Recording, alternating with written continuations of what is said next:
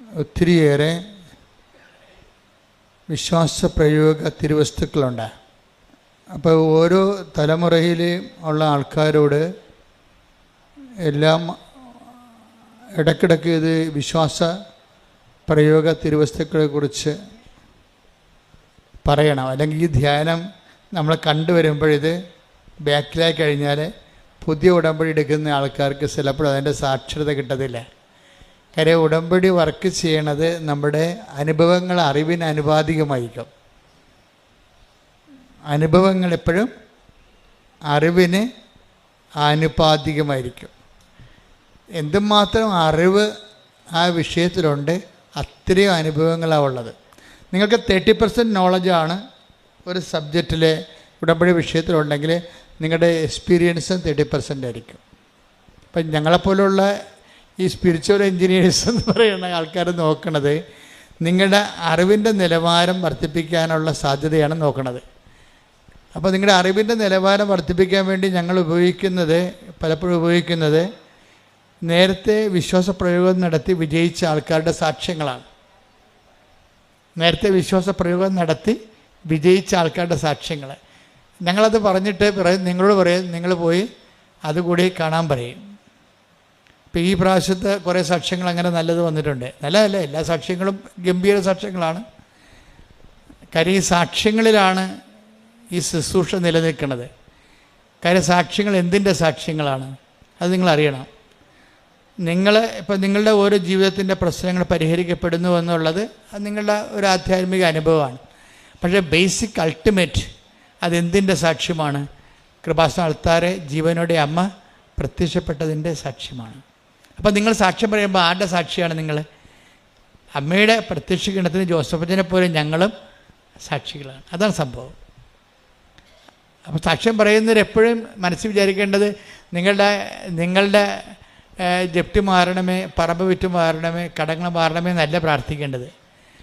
നിങ്ങൾ പ്രാർത്ഥിക്കേണ്ടത് എന്താണ്? അമ്മയുടെ പ്രത്യക്ഷീകരണത്തിന് സാക്ഷിയാക്കി എൻ്റെ കുടുംബത്തെ മാറ്റണമേ. അതാണ് സിമ്പിളാണ്. അത് അല്ല വേറെ നിങ്ങൾ അണ്ടേക്കൊണ്ടേ വളം വെക്കരുത്. ആ റൂട്ടിനാണ് വളം അപ്ലൈ ചെയ്യേണ്ടത്. എന്താ പ്രാർത്ഥിക്കേണ്ടത്? അമ്മയുടെ പ്രത്യക്ഷീകരണത്തിന്റെ സാക്ഷിയായി എൻ്റെ കുടുംബത്തെ മാറ്റണമേ. എന്താ കാര്യം വെച്ച് കഴിഞ്ഞാൽ നിങ്ങൾക്ക് ഉടമ്പടി എടുത്ത വ്യക്തിയോടാണ് ദൈവം കമ്മ്യൂണിക്കേറ്റ് ചെയ്യണത്. പക്ഷെ നിങ്ങളൊരു ഫാമിലി ആയത് കാരണം നിങ്ങൾക്ക് കിട്ടുന്ന അനുഗ്രഹം ഓട്ടോമാറ്റിക്കായിട്ട് ഫാമിലിക്ക് മൊത്തം കിട്ടും, ഇല്ലേ? അപ്പം നിങ്ങൾ വഴിയായിരിക്കും നിങ്ങളുടെ ഭർത്താവോ ഭാര്യയോ മക്കളോ ഒക്കെ പ്രത്യക്ഷീകരണത്തിലേക്ക് ആകർഷിക്കപ്പെടുന്നത്. നിങ്ങൾ വഴിയായിരിക്കും മറ്റുള്ളവരോടത് മാതാവ് പ്രത്യക്ഷപ്പെട്ടു, ദുരന്തമുണ്ടാകാൻ പോണ പ്രാർത്ഥിക്കണമെന്ന് പറഞ്ഞു. അതുകൊണ്ട് നമ്മൾക്ക് ഈ പ്രാർത്ഥന മറ്റുള്ളവരോടും പറയണം. ഈ പ്രാർത്ഥന ആണ് പ്രചരിപ്പിക്കുന്നത്. ശരിക്കും പറഞ്ഞാൽ പ്രത്യക്ഷീകരണം നമ്മുടെ റാലിയൊക്കെ നടത്തുന്നത് എന്തിനു വേണ്ടിയാണ്? ആ 3 ലക്ഷം പേരിലേക്ക് പ്രത്യക്ഷീകരണം പ്രചരിപ്പിക്കുക. അച്ഛനെ ഇപ്പോൾ എല്ലാ രാജ്യങ്ങളിലും പോയി ധ്യാനം നടത്തുന്നുണ്ട്. ഇപ്പോൾ അടുത്തത് സൗദി അറേബ്യയിലാണ്, പിന്നെ ഓസ്ട്രേലിയയിൽ, അങ്ങനെ ഓരോ സ്ഥലങ്ങളിലും. അവിടേക്ക് എന്താ ഇങ്ങനെ പോണതിൻ്റെ കാര്യം? എല്ലാ രാജ്യങ്ങളിലും ഉള്ളവർ പ്രത്യക്ഷീകരണത്തെക്കുറിച്ച് അറിയണം. കാര്യം മലയാള ലോകത്തോടാണ് നമ്മൾ സംവേദിക്കുന്നത്. പക്ഷെ മലയാള ലോകം വളരെ പ്രൊഫൗണ്ടാണ് ഇപ്പോഴ്. പണ്ടത്തെ മലയാള ലോകമല്ല. Almost everybody knows English. They are living among the white people. നമ്മുടെ ജനങ്ങളെല്ലാം വെള്ളക്കാരുടെയും മറ്റ് രാജ്യങ്ങളുടെ കൂടെ താമസിക്കുകയാണ്. സോ നമ്മുടെ ജനങ്ങളെ മാത്രം ഇവാഞ്ചലൈസ് ചെയ്ത് കഴിഞ്ഞാൽ ലോകത്തെ നമുക്ക് ഇവാഞ്ചലൈസ് ചെയ്യാൻ പറ്റുന്ന രീതിയിൽ ദൈവം മലയാളിയെ വളർത്തിയിട്ടുണ്ട്. കൈയടിച്ച് ശ്രദ്ധിക്കട്ടെ. ഹല്ലേലൂയ.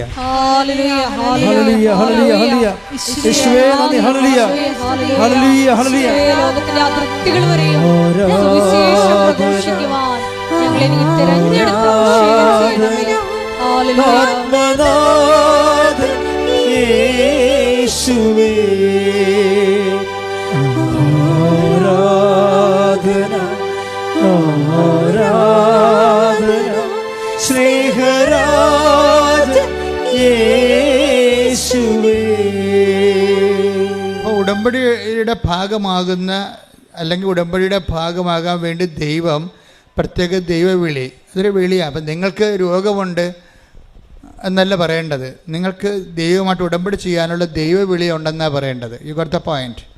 മനസ്സിലായില്ലേ? നിങ്ങൾക്ക് രോഗമുണ്ടെന്നൊന്നും പറഞ്ഞേക്കരുത്. നിങ്ങൾക്ക് അതിൻ്റെ ബേസിൽ എനിക്ക് ജോലിയില്ല എന്ന് നെഗറ്റീവായിട്ടല്ല പറയേണ്ടത്. നിങ്ങൾക്ക് ഈ ഒരു ഇല്ലായ്മ വെച്ചുകൊണ്ട് ദൈവമായിട്ട് ഉടമ്പടി ചെയ്യാനുള്ള ഒരു യോഗ്യതയുണ്ട്. ശ്രുതികട ഹല്ലേലൂയ.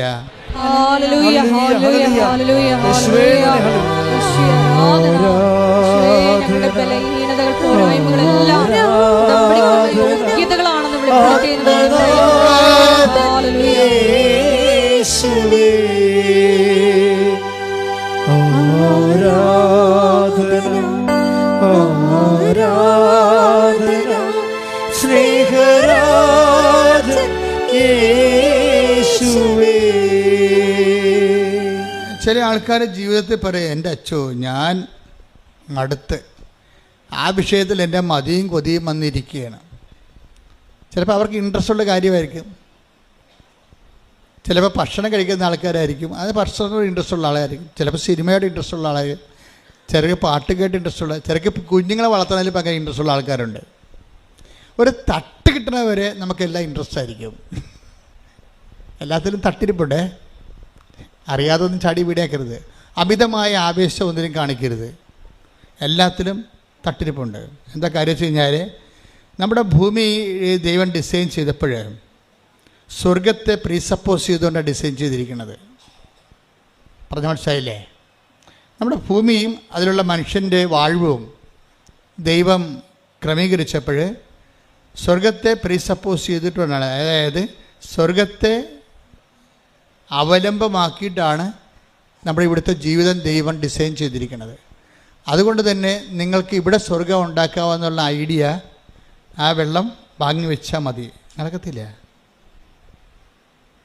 അതുകൊണ്ട് നിങ്ങൾക്ക് എന്നാ പറ്റണമെന്ന് വെച്ച് കഴിഞ്ഞാൽ, നിങ്ങൾ അമിതമായ ആവേശ സ്നേഹങ്ങൾ പിള്ളേരോട് കാണിച്ചാൽ കുറച്ച് കഴിയുമ്പോൾ, അവർ കല്യാണം കഴിച്ച് കഴിയുമ്പോൾ നിങ്ങൾക്ക് അവർ തട്ട് കിട്ടി കഴിയുമ്പോൾ മനസ്സിലാവും, വെറുതെ ആവശ്യമില്ലാതെ അതൊക്കെ എല്ലാത്തിനും. ഇത് തന്നെ ഭർത്താവിനോട് കാണിക്കുന്ന സ്നേഹവും, ഇത് തന്നെ ഭാര്യയോട് കാണിക്കുന്ന സ്നേഹവും, ഇനി നിങ്ങളുടെ പ്രൊഫഷനോട് കാണിക്കുന്ന സ്നേഹവും എല്ലാം ദൈവത്തിൻ്റെ സ്നേഹത്തെ കണ്ടറിയണവരെ ബാക്കി എന്തിനും നമുക്ക് മതിയും കൊതിയും വരും. തീർന്നെന്ന് പോകും. ആൾക്കാർ പറയും, ഓ മതിയും കൊതിയും വന്ന് തീർന്ന്. എന്നിട്ട് അങ്ങനെ നിങ്ങൾ തലയെ കൈ വെച്ചുകൊണ്ട് പറയും, ഓ അതിന് ഞാൻ മതിയും കൊതിയും തീർന്നിരിക്കണമെന്ന് പറയും. എന്താ ഭൂമിയുടെ അവസ്ഥ അതാ. ഇനി മതിയും കൊതിയും തീരാത്ത ഒരു സംഭവം എന്ന് പറയുന്നത് ദൈവത്തോടുള്ള സ്നേഹമാണ്.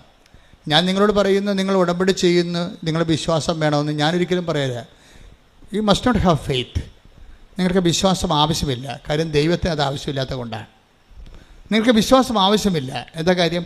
ദൈവത്തിനത് ആവശ്യമില്ലാത്ത കൊണ്ടാണ്. എന്താ കാര്യം? നമ്മുടെ വിശ്വാസത്തിലല്ല ദൈവം ജീവിക്കുന്നത്, ആണോ? അല്ല. നമ്മുടെ വിശ്വാസത്തിലേക്ക് ദൈവം ഉണ്ടാകുമോ? അപ്പം നമ്മുടെ വിശ്വാസത്തിലല്ല ദൈവത്തിൻ്റെ നിലനിൽപ്പ്. പിന്നെ എന്താ നമുക്ക് വേണ്ടത്?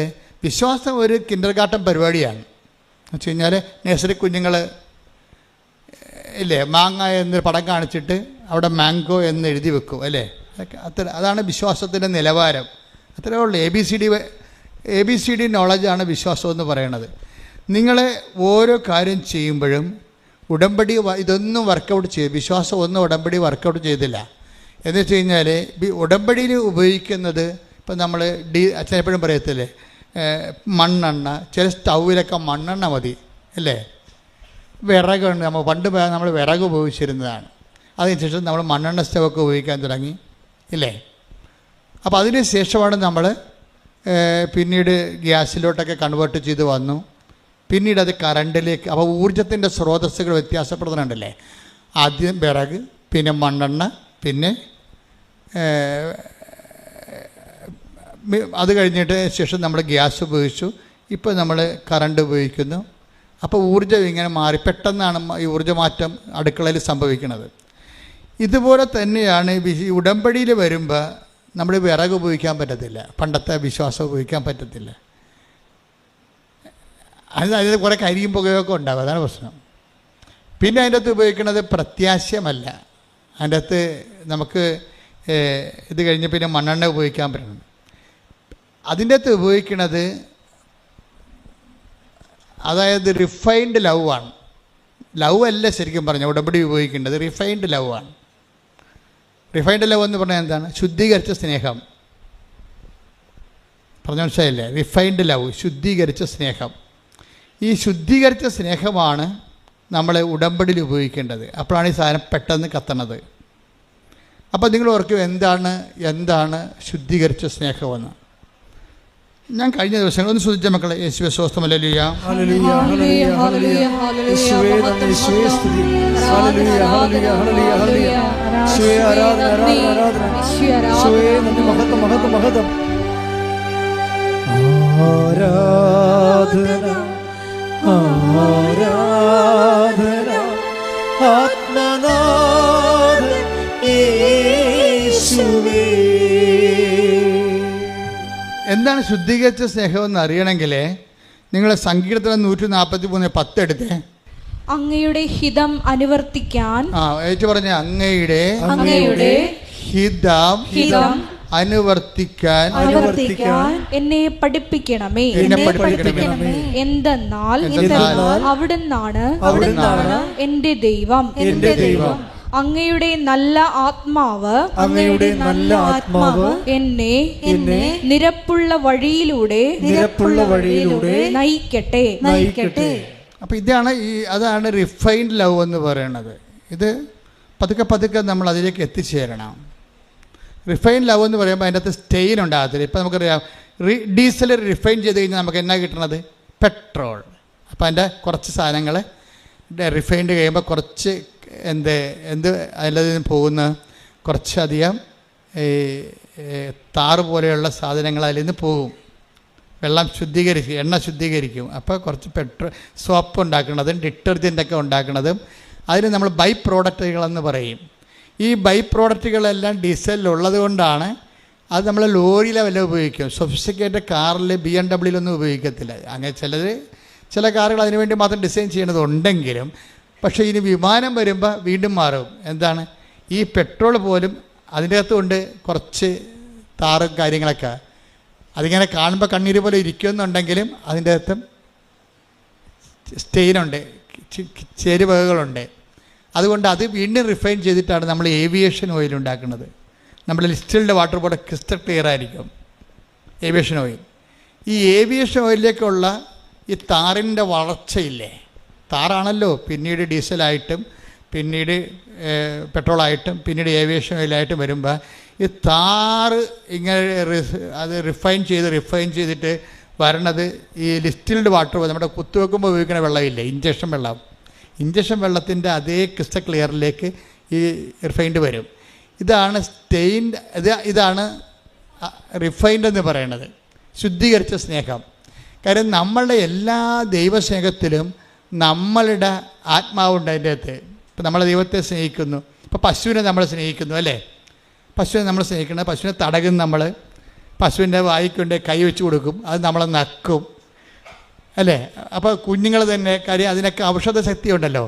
അപ്പോൾ കുഞ്ഞുങ്ങൾ തന്നെ അതിൻ്റെ പിടിച്ച് പ്രസവിച്ച പശുവിൻ്റെ കുഞ്ഞുങ്ങൾ ഇടിച്ചതിൽ താഴെ വീണ് കഴിഞ്ഞാൽ ഉടനെ അമ്മ പശു എന്നാ ചെയ്യണത്? തല വളച്ചിട്ട് അതിൻ്റെ മുട്ട നക്കി കൊടുക്കണുണ്ടല്ലേ? അതിനത് വേദന സംഹാരിയാണത്. ശരിക്കും പറഞ്ഞാൽ അമ്മമാർക്ക് ദൈവം കൊടുത്തിരിക്കുന്ന ഒരു പ്രത്യേക കഴിവാണത്, പ്രകൃതി മൊത്തം ഉണ്ട്. അപ്പോൾ ഇത് ഇങ്ങനെ നമ്മളിപ്പോൾ പശുവിനെ സ്നേഹിക്കുന്നത്. അപ്പോൾ എന്തുകൊണ്ടാണ് സ്നേഹിക്കണത്? പശു നമുക്ക് പാല് തരുന്നു. നാട്ടുകാരുടെ വീട്ടിൽ പോയി എന്ത് പാലാണ് തരണം നമുക്കറിയത്തില്ലല്ലോ. അപ്പോൾ അതുകൊണ്ട് നമുക്ക് ശുദ്ധമായ പാല് കിട്ടാൻ വേണ്ടി നമ്മൾ പശുവിൻ്റെ ഇടയ്ക്ക് നമ്മൾ സ്നേഹിക്കുന്നു.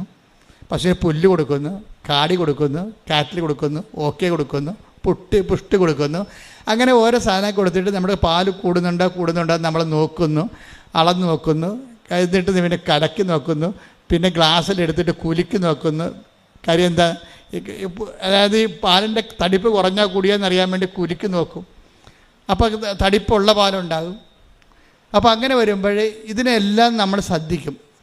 എന്നിട്ട് നമ്മൾക്ക് അതനുസരിച്ച് നമ്മൾ ഓക്കെ മാറ്റിയെടുത്ത് പുഷ്ടിയാക്കി മാറ്റും. ചിലപ്പോൾ പുളിങ്കുരു കൊടുക്കും, ഇടിച്ചു കൊടുക്കും, പിണ്ണാക്ക്. ഇതെല്ലാം നമ്മുടെ ഉദ്ദേശം പാല് കട്ടിയുള്ളതായിരിക്കണം, ശുദ്ധിയുള്ളതായിരിക്കണം എന്നാണ്. അപ്പോൾ നമ്മൾ സ്നേഹിക്കുകയാണ് ആരാണ്? പശുവിനെ പുഷ്ടി കൊടുത്തും ഓക്കെ കൊടുത്തും സ്നേഹിക്കുക. നിങ്ങൾ ഓക്കെ കൊടുക്കുന്നതിന് പകരം ദൈവത്തിന് ഉടമ്പടി കൊടുക്കുകയാണ്. അത്രേ ഉള്ള വ്യത്യാസം. എന്താ കാര്യം? നമുക്ക് വല്ല 10 മാർക്ക് കൂടുതൽ കിട്ടണം. മനസ്സിലായില്ലേ? പശുവിന് ഓക്കെ കൊടുക്കുന്നതിന് പകരം ദൈവത്തിന് നിങ്ങൾ ഉടമ്പടി കൊടുത്തിട്ട് അതനുസരിച്ച് ചെയ്യാൻ നോക്കുന്നു. ഉദ്ദേശം എന്താ? ഉദ്ദേശം നമുക്ക് നമ്മുടെ ജപ്തി നടപടി മാറണം. അപ്പോൾ ഇതിൻ്റെ അകത്തെല്ലാം നമ്മുടെ ഒരു ആഗ്രഹം കിടക്കുന്നുണ്ട്. ദൈവത്തിൻ്റെ കാര്യമാണെങ്കിൽ പോലും നമ്മുടെ ഒരു ആഗ്രഹം കിടപ്പുണ്ട്. ഇവിടെ ഓരോരുത്തരും ദൈവഹിതത്തിന് യാതൊരു പ്രസക്തിയുമില്ല. നമ്മുടെ ഹിതത്തിന് മാത്രമേ പ്രസക്തിയുള്ളൂ. അതുകൊണ്ടാണ് സങ്കീർത്തനം പറയണത്. ഒന്നിന് വായിച്ച് 143:10 ഒന്ന് വായിച്ച്. അങ്ങയുടെ ഹിതം അനുവർത്തിക്കാം. അതാണ് പ്രശ്നം. ഒരു പ്രൊവിഷൻ എപ്പോഴും അതിനിട്ടേക്കണം. എന്താണ് എന്ന് പറഞ്ഞ അങ്ങയുടെ ഹിതം അനുവർത്തിക്കാൻ എന്നെ പഠിപ്പിക്കണമേ. എങ്ങനെ പഠിപ്പിക്കും? അനുഭവങ്ങളാണ് അധ്യാപകൻ. അനുഭവങ്ങളിലൂടെ പഠിക്കാൻ പറ്റത്തുള്ളൂ നമുക്ക്. അപ്പോൾ ഈ അനുഭവങ്ങൾ വരുമ്പോൾ ചില അനുഭവങ്ങൾ എല്ലാം നമ്മുടെ ഹിതം പോലെ എടുക്കരുത്. നിങ്ങളെ മനസ്സിലായില്ലേ? 6 നിയോഗങ്ങൾ ഇട്ടാൽ ഒരു 2 എണ്ണമെങ്കിലും നിങ്ങൾ ദൈവത്തിന് ഓപ്ഷൻ വെക്കണം. മനസ്സിലായ? അത് അങ്ങയുടെ, അതാണ് ആ സങ്കീർത്തനം പറയണത്. എന്താ പറയണത്? അങ്ങയുടെ ഹിതം അനുവർത്തിക്കാൻ എന്നെ പഠിപ്പിക്കണമേ. അപ്പൊ പഠിപ്പിക്കണം എന്ന് വെച്ച് കഴിഞ്ഞാൽ ദൈവം പഠിപ്പിക്കണം എങ്ങനെയാണ്? അനുഭവങ്ങളിലൂടെയാണ് പഠിപ്പിക്കത്തുള്ളൂ. അല്ലാതെ ദൈവം വന്ന് നേരിട്ട് ഇങ്ങോട്ട് വന്നിട്ട് ഓട്ടോറിക്ഷ വന്ന് ഇറങ്ങിയിട്ട് നമ്മളെ പഠിക്കുക, പുസ്തകം സ്ലൈറ്റ് എടുക്കുക എന്ന് പറഞ്ഞ് പഠിപ്പിക്കുക ഇല്ല. You will get A experience. നമ്മുടെ എക്സ്പീരിയൻസിൽ നിന്നാണ് നമ്മൾ ദൈവത്തിൻ്റെ ഹിതം അനുവർത്തിക്കാൻ പഠിക്കണത്. ഇപ്പം നിനക്ക് 16 കൊല്ലം മക്കളില്ല, ഓക്കെ, 16 കൊല്ലം മക്കളില്ല എന്ന് പറഞ്ഞ് നീ ഉടമ്പടിയും എടുത്തിട്ടുണ്ട്, എല്ലാ കാര്യങ്ങളും ചെയ്യുന്നുണ്ട്, ഓക്കെ. പക്ഷേ നീ നോക്കി നിൽക്കുമ്പോൾ ഇപ്പം ഇന്നലെ കഴിഞ്ഞ ദിവസം ഒരു സാക്ഷ്യം ഉണ്ടായി. എന്ത് സാക്ഷ്യം എന്ന് വെച്ച് കഴിഞ്ഞാൽ, ആദ്യമായിട്ടാണ് എനിക്ക് അങ്ങനെ ഒരു സാക്ഷ്യം എന്ന് പറഞ്ഞത്. അത് വെച്ച് കഴിഞ്ഞാൽ അവർക്ക് 25 വർഷമായിട്ട് മക്കളില്ല. എന്നെ തൊട്ടൊരു സാക്ഷ്യമാണത്. 25 വർഷമായിട്ട് അവർക്ക് മക്കളില്ല. അപ്പോൾ അവരെ സംബന്ധിച്ചിടത്തോളം ഉള്ള ഒരു പ്രശ്നം വെച്ച് കഴിഞ്ഞാൽ അണ്ട ഉൽപ്പാദനം നിലച്ചിരിക്കുന്നു. വയസ്സ് 42 ആയി. എന്നാലും 42 വയസ്സിന് മുമ്പ് തന്നെ അണ്ടം അവർക്ക് ഉൽപ്പാദിപ്പിക്കുന്നില്ല.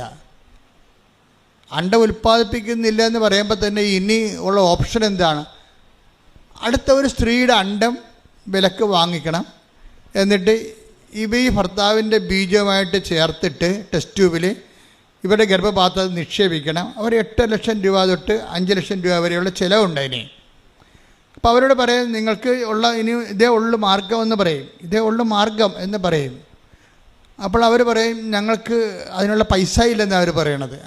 അതിന് ഞങ്ങൾക്കറിയാം, അത് നടന്നാൽ തന്നെ കൊച്ചിനെ കിട്ടണമെന്ന് നിർബന്ധമില്ലാത്ത കൊണ്ട്, ഒരു കൊച്ചിനെ കിട്ടണം നിർബന്ധമില്ലാത്തത് കൊണ്ട് അവർ ശാസ്ത്രമാണെന്ന് പറഞ്ഞാലും ശാസ്ത്രത്തിൻ്റെ അകത്തും ഒരു നമ്മുടെ പകുതി മാത്രമേ നമുക്ക് ഉറപ്പുള്ളൂ. അതുകൊണ്ട് അവർ പറയും അത്രയും പൈസ മുടക്കാനില്ല. അപ്പോൾ ഞങ്ങൾ ആ കൊച്ചിനെ കിട്ടുക എന്നുള്ള ആ ഒരു ചാപ്റ്റർ അവരങ്ങോട്ട് ആ പുസ്തകം അടച്ചു വെക്കും, ചാപ്റ്റർ ക്ലോസ് ചെയ്യും. അപ്പോൾ കൊച്ചിനെ കിട്ടുക എന്നുള്ള അങ്ങനെ 22 വയസ്സ്, 22 വർഷമായി, 23 24 25 വർഷമായിട്ട് മക്കളില്ല. അത് ജീവിക്കുമ്പോൾ അവർക്ക് പെട്ടെന്ന് കൃപാസനത്തെക്കുറിച്ച് ആരോ വന്ന് അവരോട് പറയും, കൃപാസനത്തിൽ ഇങ്ങനെ മാതാവ് കുറേ അത്ഭുതങ്ങൾ ചെയ്യുന്നുണ്ട്. അത്രയേ ഉള്ളൂ. ഫസ്റ്റ് ന്യൂസ് അതാണ്. അപ്പോൾ അവരെ സംബന്ധിച്ചിടത്തോളം അവർ ഇവിടെ വന്ന് അത് യൂട്യൂബിൽ കയറി നോക്കുമ്പോൾ അതെല്ലാം സത്യമാണെന്ന് മനസ്സിലാകുമ്പോൾ അവർക്കും തോന്നും, എന്നാൽ ഒന്ന് പോയി നോക്കാമെന്ന് പറയും. അവരങ്ങനെ പോയി നോക്കാൻ വേണ്ടി ആദ്യം വന്ന് ഇവിടെ കണ്ടു കേട്ടു, അവർ പോയി. പിന്നീട് ഒരു പ്രാവശ്യം കൂടി വരാൻ തോന്നി, അങ്ങനെ വന്നു. അവർ ഉടമ്പടി എടുത്തു. ഉടമ്പടി എടുത്തതിന് ശേഷം ഇവർ ചെയ്തുകൊണ്ടിരുന്നത്, ഇവർ ഉടമ്പടി തൈലം എടുത്തിട്ട് എപ്പോഴും വയറ്റെ പുരട്ടിക്കൊണ്ടിരിക്കും. വയറ്റെ പുരട്ടി ആ 1 മാസം പുരട്ടി കഴിഞ്ഞപ്പോൾ തന്നെ അവർ പ്രഗ്നൻ്റായി. അപ്പോൾ എല്ലാവരും പറഞ്ഞ്, ഡോക്ടറും പറഞ്ഞു ഇത് ഭയങ്കര പ്രയാസം, ഇത് കൊച്ചിനെ കിട്ടുമെന്ന് അറിയത്തില്ല. അപ്പോൾ ഈ അമ്മ മാത്രം ഉറപ്പിച്ച് നിൽക്കും. എന്താ കാര്യം? കൊച്ചിനെ മനുഷ്യൻ കൊടുത്തതല്ലല്ലോ, പരിശുദ്ധ അമ്മ കൊടുത്തതല്ലേ. അപ്പോൾ റിസ്ക് മുഴുവനും അമ്മയുടെ കയ്യിലാണ്. അപ്പോൾ പണ്ട് ഈ കൃപാസനത്തിനെതിരെ ഒത്തിരിയേറെ ആക്ഷേപങ്ങളുണ്ടായപ്പോൾ ഞാൻ ഉറച്ചു നിന്ന ഒറ്റ പോയിൻ്റ്, ഞാൻ അമ്മയെ നേരിട്ട് കണ്ടതാണല്ലോ. അപ്പോൾ എനിക്ക് എന്നെ തന്നെ വഞ്ചിക്കാൻ പറ്റത്തില്ലല്ലോ. അപ്പോൾ അതുകൊണ്ട് ആ ഒരു ഉറപ്പ് മാത്രമേ എനിക്കുണ്ടായിരുന്നുള്ളൂ. നിങ്ങൾക്ക് കിട്ടിയ സാക്ഷ്യങ്ങളെന്നൊക്കെ പറഞ്ഞത് വേണമെങ്കിൽ ആർക്ക് വേണമെങ്കിൽ എഴുതി തള്ളാം, പക്ഷേ ചില സാക്ഷ്യങ്ങൾ. പക്ഷേ എന്നെ സംബന്ധിച്ചിടത്തോളം ഇവിടെ നിൽക്കുന്ന സമയത്ത് തന്നെ ആരോ പുറകെ നിൽക്കണമെന്ന് എനിക്ക് തോന്നി. ഞാൻ തിരിഞ്ഞു നോക്കുകയും കാണുന്നത് ഇതുപോലെ സിൽവർ ഗ്രേയിൽ സമയഘടികാരം നെഞ്ചിൽ ചാർത്തിയാണ് അമ്മ നിൽക്കുന്നത്. 10:08 സൂചി കാണിക്കുന്നുണ്ട്. അപ്പം ഞാൻ ഉടനെ, എനിക്ക് പേടിയൊന്നും തോന്നിയില്ല, വിസ്മയമാണ് തോന്നിയത്, സന്തോഷമാണ് തോന്നിയത്. ഞാൻ അതുപോലെ തിരിഞ്ഞ ആൾക്കാരോട് പറഞ്ഞു, ദേ അമ്മ നിൽക്കുന്നു, കയ്യിൽ നെഞ്ചത്ത് എന്തോ ക്ലോക്കിരിപ്പുണ്ട്, 10:08 സൂചി കാണിക്കുന്നുണ്ട്. ഈ 10:08 എന്നൊക്കെ ഞാനിങ്ങനെ കണ്ണട വെച്ച് നോക്കിയതൊന്നുമല്ല. ഒറ്റ ലുക്കിൽ അതിൻ്റെ മുഴുവൻ ജ്ഞാനം ദൈവം എൻ്റെ ഹൃദയത്തിലേക്ക് തന്നതാണ്. അമ്മ ചുണ്ടുകൊണ്ടിങ്ങനെ സ്വരത്തിൽ പറഞ്ഞൊന്നുമല്ല. ഞാനിങ്ങോട്ട് തിരികെ ജനങ്ങളോട് പറയണത് മുഴുവനും എന്തോ ദുരന്തമുണ്ടാകാൻ പോകുന്നു, പ്രാർത്ഥിക്കണമെന്നാണ്. അമ്മ സ്വരത്തിൽ പറഞ്ഞ അല്ലത്. അമ്മ നിൽക്കണതിൻ്റെ ആ ഒരു ഒറ്റ ഗ്ലാൻസിൽ തന്നെ എനിക്ക് അത് എൻ്റെ മനസ്സിൽ തർജ്ജമ ചെയ്ത് കിട്ടിയതാണ്. സെക്കൻഡുകൾക്ക് ഒരു സെക്കൻഡിൻ്റെ 1000-1 അംശത്തിൻ്റെ ആ സമയ ചുരുക്കത്തിലാണ് ഇത്രയും കാര്യങ്ങൾ സംഭവിക്കണത്. ഞാൻ ആൾക്കോട് പറയണത് എന്തോ ദുരന്തമുണ്ടാകാൻ പോണ്, പ്രാർത്ഥിക്കണം. ഇപ്പോൾ ഇന്ന് യേശുദാസൻ എന്താ പറഞ്ഞത്? കാന്തിക വലയത്തിൻ്റെ പ്രത്യേകത കാരണം ഭൂമിയുടെ അച്ചുതണ്ട് എന്ന് പറയുന്ന ആ സാങ്കല്പിക സംഭവം തിരിഞ്ഞിരിക്കുകയാണ്. 23 37 മാറിയെന്ന് പറയുമ്പോൾ ഭൂമിയിൽ ചൂട് കൂടിയെന്ന അർത്ഥം, ചൂട് കൂടി. അപ്പോൾ ഇനി നിലച്ചരിയാ സമയത്ത് വെള്ളം ആവിയായി മേലോട്ട് പോവുകയും പൊത്തോന്ന് പറഞ്ഞ് മഴയായി നമ്മുടെ തലയിൽ വന്ന് വീഴുകയും ചെയ്യും, പ്രളയം ഉണ്ടാകുകയും ചെയ്യും. ഓൾറെഡി നമ്മൾ 2 പ്രളയം കഴിഞ്ഞതിനുള്ളിൽ അമ്മ പ്രത്യക്ഷപ്പെട്ടതിന് ശേഷം. അപ്പോഴങ്ങനെ വരുമ്പോൾ ദുരന്തങ്ങൾ ഇങ്ങനെ വന്നുകൊണ്ടിരിക്കുകയാണ്, ഓരോ സംഭവങ്ങളും. കഴിഞ്ഞ ദിവസങ്ങളിൽ ഞാനൊരു ക്യാപ്റ്റൻ വർഗീസ് മാത്യുവിനെ കണ്ടു. അപ്പോൾ അദ്ദേഹത്തിൻ്റെ ഒരു സബ്ജക്റ്റ് എന്ന് പറയണത്, അതിന് സബ്ജക്റ്റ് അത് നേവിയിലെ ഒരു ഉദ്യോഗസ്ഥനാണ്, കപ്പലിൽ ജോലി ചെയ്യുന്ന ഇന്ത്യൻ നേവിയുടെ ഒരു ഓഫീസറാണ്, ഉയർന്ന ഓഫീസറാണ്. അപ്പോൾ അദ്ദേഹം ഉടമ്പടി എടുത്തിട്ടുണ്ട്, അമ്മ എടുത്തിട്ടുണ്ട്, അദ്ദേഹത്തിൻ്റെ പ്രായമായ അമ്മ എടുത്തിട്ടുണ്ട്, അപ്പനെടുത്തിട്ടുണ്ട്. അപ്പോൾ ഒരു ഉടമ്പടി ഫാമിലിയാണ്. അപ്പോൾ അദ്ദേഹം കഴിഞ്ഞ ദിവസം എന്നെ കാണാമെന്ന് പറഞ്ഞു, ഞാനൊരു പുതിയ പ്രോജക്റ്റിലേക്ക് പോവുകയാണ്, ഒരു PhD പ്രോജക്റ്റിലേക്ക് പോവുകയാണ്. സബ്ജക്റ്റ് എന്ന് പറയണത് national security and climate change ആണ് എൻ്റെ സബ്ജക്റ്റ് എന്ന് പറയും.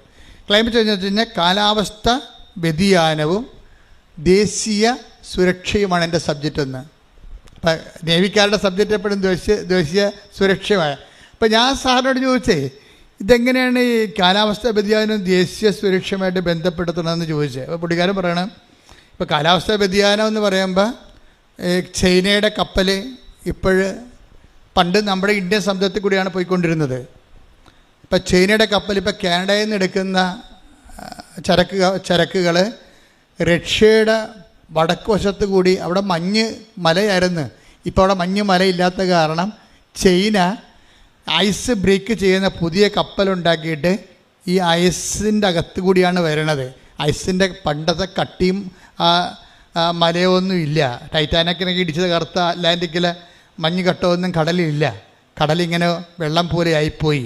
ദാറ്റ് മീൻസ് ഭൂമിക്ക് നല്ലവണ്ണം പനി വരുന്നുണ്ട്.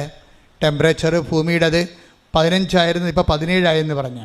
അപ്പോൾ 17 ആയെന്ന് എങ്ങനെയായതാണ്? പണ്ട് 200 കൊല്ലം കൊണ്ട് 1.1 ടെമ്പറേച്ചർ കൂടിയത്. അതിന്ന് 20 കൊല്ലം കൊണ്ട് 2 പോയിൻ്റ് കൂടിയിരിക്കുകയാണ്. 0.1 ടെമ്പറേച്ചർ കൂടിയത് 200 കൊല്ലം മുമ്പ്. ഇപ്പോഴത് 20 കൊല്ലം കൊണ്ട് 2 പോയിൻ്റ് കൂടി. വെച്ചാൽ 15 എന്നുള്ള ഭൂമിയുടെ സ്വാഭാവികമായ കോമൺ ടെമ്പറേച്ചർ 17 വന്നപ്പോൾ ധ്രുവപ്രദേശങ്ങൾ ഉരുകാൻ തുടങ്ങി. അപ്പം അങ്ങനെ വന്നു കഴിഞ്ഞാൽ തീരദേശത്ത് വെള്ളം കയറും. തീരദേശത്ത് വെള്ളം കയറി കഴിഞ്ഞാൽ ജനങ്ങളെ മാറ്റിപ്പാർപ്പിക്കേണ്ടി വരും. മാറ്റിപ്പാർപ്പിക്കേണ്ടി വന്നാൽ ആലപ്പുഴക്കാരെ കൊണ്ട് കോട്ടയത്ത് താമസിപ്പിക്കേണ്ടി വരും. അപ്പോൾ പിന്നെ ആലപ്പുഴ ആര് താമസിക്കും? അതാണ് പ്രശ്നം. ആലപ്പുഴ ആര് താമസിക്കും? ആലപ്പുഴ വേലിയിറക്കം വരുമ്പോൾ ഈ വേലി ഇറക്കം ഉണ്ടല്ലോ, ലൂണാറാണല്ലോ സംഭവം, ചന്ദ്രനാണല്ലോ വെള്ളത്തെ വെള്ളത്തെ കേന്ദ്രീകരിക്കുന്നതും വിടുന്നതും ആകർഷണം വേലി ചന്ദ്രഭൂമിയുടെ അടുത്തേക്ക് വരുമ്പോൾ വെള്ളം എല്ലാം കൂടി ചന്ദ്രൻ്റെ അടുത്തേക്ക് ചെല്ലും. അപ്പോൾ വേലി ഇറക്കം ഉണ്ടാവും. അപ്പോൾ വേറെ സ്ഥലത്ത് വെള്ളി കയറ്റം ഉണ്ടാവും. ചന്ദ്രൻ അവിടെ നിന്ന് മാറി പുറകോട്ട് വരുമ്പോൾ വെള്ളം താഴേക്ക് ഇറങ്ങി വരും. അപ്പോൾ 6 മണിക്കൂറാണ് ചന്ദ്രൻ്റെ മാറ്റം വരുന്നത്. ഈ മാറ്റത്തിനുള്ളിൽ ആൾക്കാർ ഒഴിഞ്ഞുപോയ 12 കിലോമീറ്ററിലേക്ക് ഭീകരന്മാർ വരുമെന്നാണ് അവർ പറയണത്. അതാണ് വിഷയം. അതാണ് നാഷണൽ സെക്യൂരിറ്റി. മോയ്ക്ക് ആ പഠനം പോണ പോക്ക് കണ്ടില്ലേ? അവിടെ കള്ളക്കടത്തും ആയുധ വ്യാപാരവും ഒക്കെ നടക്കും. നമ്മുടെ ഗുജറാത്തിൻ്റെ തീരത്ത് നടന്ന പോലെ ഈ മേഖലയിൽ നടക്കും. അതാണ് national security, climate change and national security. ഒരു ഉയർന്ന നേവി ഓഫീസറിൻ്റെ പുതിയ പഠനങ്ങളിലെ സബ്ജക്റ്റുകളാണ്.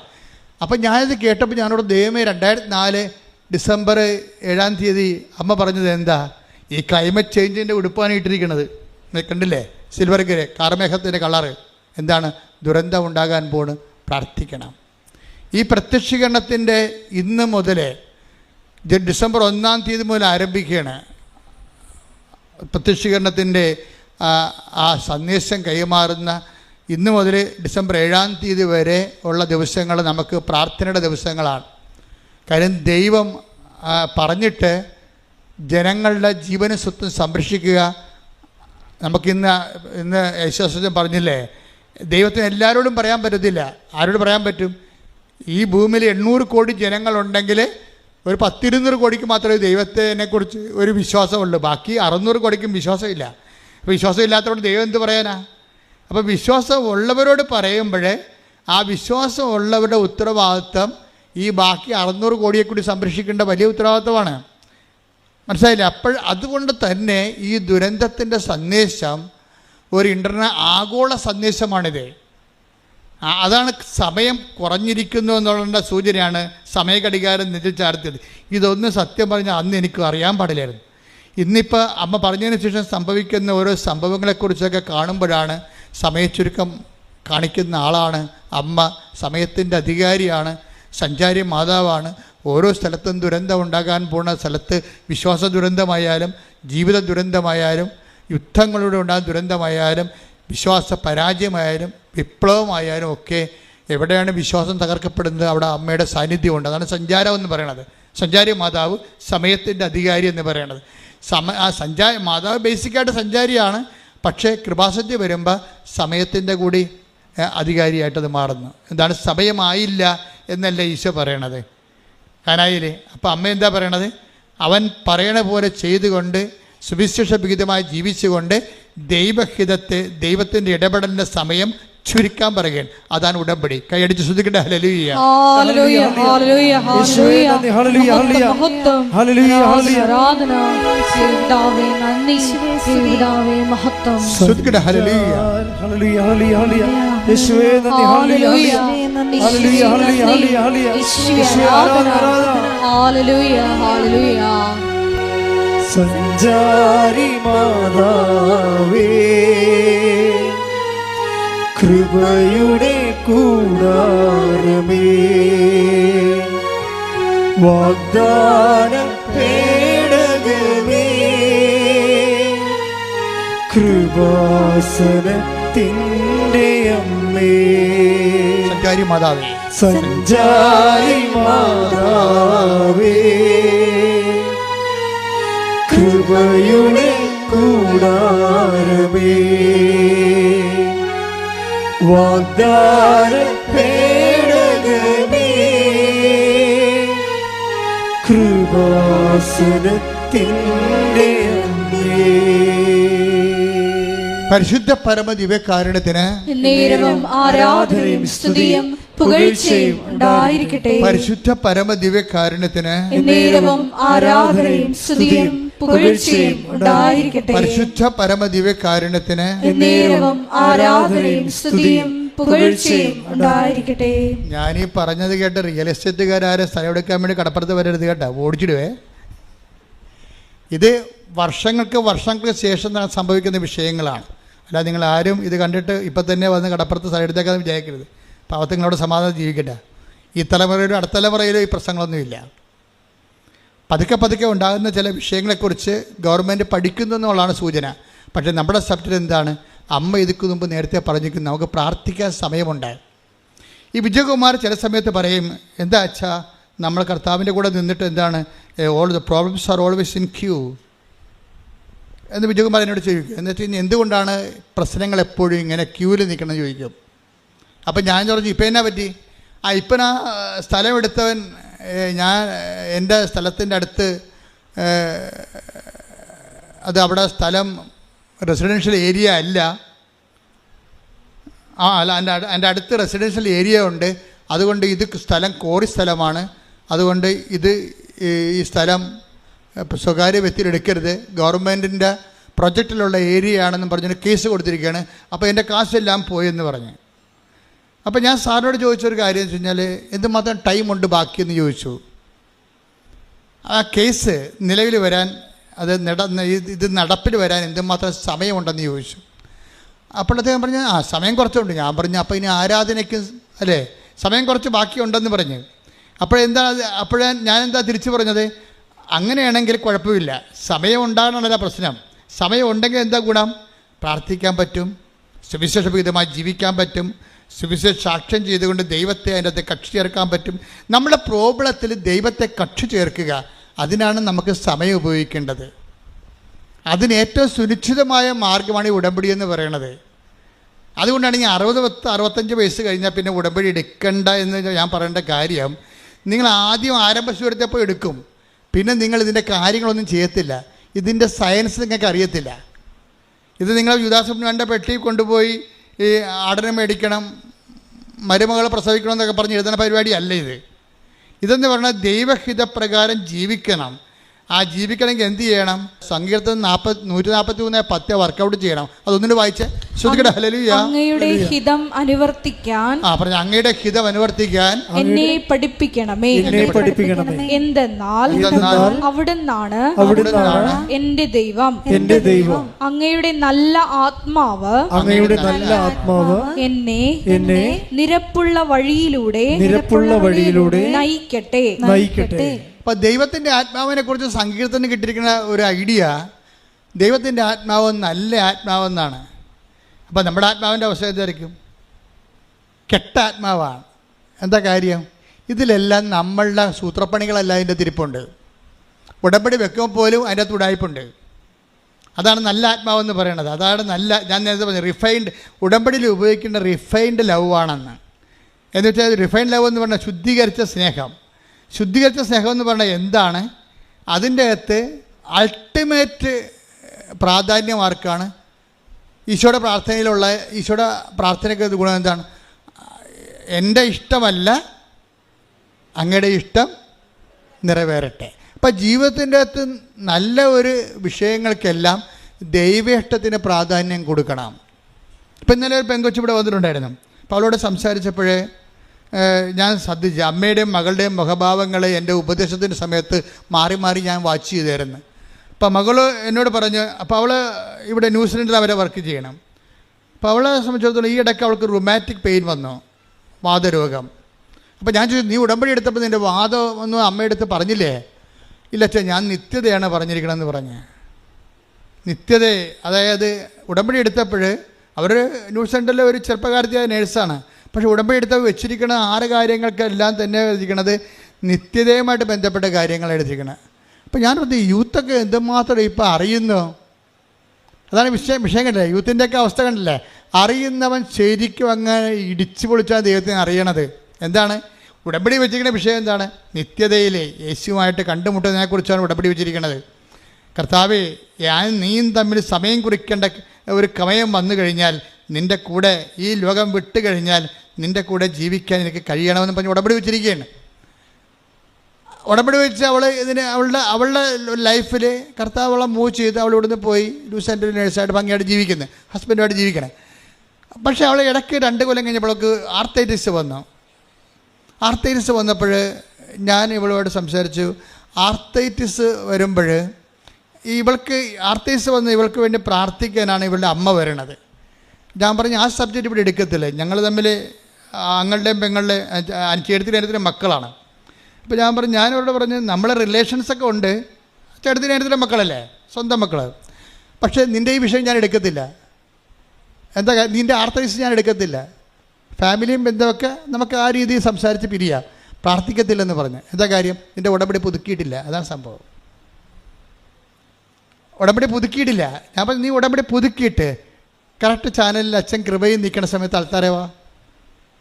അതുവരെ എനിക്ക് നിന്നോട് കുറച്ച് കാര്യങ്ങൾ സംസാരിക്കാനുണ്ട്.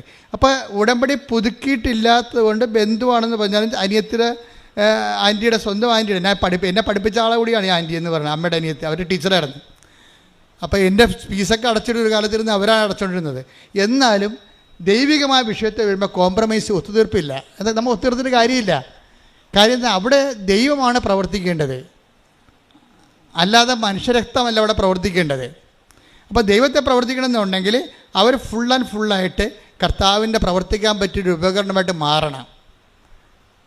കർത്താവിന് പ്രവർത്തിക്കാൻ പറ്റിയ ഉപകരണമായിട്ട് മാറണം. അപ്പോൾ ഞാൻ കുഞ്ഞിനോട് പറഞ്ഞു, കുഞ്ഞിനിങ്ങനെ അവൾ ഇങ്ങനെ നിത്യത വെച്ച കാരണം എനിക്ക് ഇഷ്ടപ്പെട്ട കാരണം ഞാൻ അവളോട് സംസാരിച്ചു.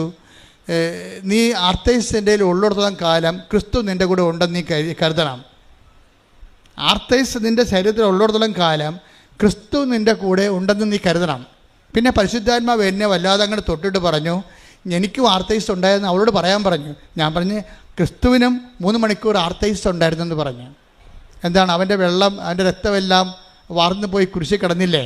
3 മണിക്കൂർ നേരം അവന് സ്റ്റിഫ്. ഈ ലേഡിക്ക് സ്റ്റിഫാണ്, അവൾക്ക് സ്റ്റിഫുണ്ട്. ചില സമയത്ത് 5 മിനിറ്റ് 10 മിനിറ്റൊക്കെ ഇങ്ങനെ സ്റ്റിഫായി പോകും. അപ്പോൾ ഞാൻ പറഞ്ഞ് നമ്മുടെ കർത്താവിൻ്റെ ശരീരവും ഒരു ടൈമത്ത് സ്റ്റിഫായിപ്പോയി. അവൻ്റെ ബോഡിയിൽ അവൻ തലേ ദിവസം അവൻ ഭക്ഷണം കഴിച്ചിട്ടില്ല. പത്രോസ് അവനോട് പറയുന്നുണ്ട്, കർത്താവ് അന്ത്യത്താഴം കഴിക്കുന്ന സമയത്ത് എല്ലാവരും കഴിക്കുമ്പോൾ പത്രോസ് പറയുന്നുണ്ട്, കർത്താവേ നീ കഴിക്കണില്ലേ എന്ന് പത്രോസ് പല പ്രാവശ്യം കർത്താവിനോട് ചോദിക്കുമ്പോൾ കർത്താവ് ഇങ്ങനെ കണ്ണൊക്കെ നിറഞ്ഞങ്ങനെ ഇരുന്നിട്ട് പറയും, കഴിക്കും, നാളെ ഈ സമയത്ത് കഴിക്കുമെന്ന് പറയും. നാളെ ഈ സമയത്ത് വെള്ളിയാഴ്ച സന്ധ്യയ്ക്ക് കഴിക്കുമെന്ന്. എവിടെ കഴിക്കുമെന്നാണ് പറയണത്? എൻ്റെ പിതാവിൻ്റെ കൂടെ ഇരുന്നുകൊണ്ട് ഞാൻ സ്വർഗീയ ജെറുസലേമിലെ കർത്താവ് പിതാവിൻ്റെ കൂടെ ഇരുന്നുകൊണ്ട് കഴിക്കുമെന്ന്. എന്താ കാര്യം? എൻ്റെ ഇഷ്ടം നേരത്തെ പറഞ്ഞിട്ടുണ്ട്. എൻ്റെ ഇഷ്ടം. ആരെങ്കിലും ഇവന് ഭക്ഷണം കൊടുത്തിട്ടുണ്ടോ? കൊടുത്ത് കാണുമോ നീ? പത്രോസ് തന്നെ ഒരിക്കൽ ചോദിക്കും. അപ്പം പറയും, കർത്താവ് പറയും, എൻ്റെ അപ്പൻ്റെ ഇഷ്ടം നിറവേറ്റുകയാണ് എൻ്റെ ആഹാരമെന്ന് പറയും. Take the bread of God. ശ്രദ്ധിക്കട്ടെ. ഹല്ലേലൂയ, ഹല്ലേലൂയ, ഹല്ലേലൂയ, ഹല്ലേലൂയ. യേശുവേ നന്ദി. ഹല്ലേലൂയ, ഹല്ലേലൂയ. ആരാധന, ആരാധന. യോഹന്നാൻ 4:34. യോഹന്നാൻ 4:34.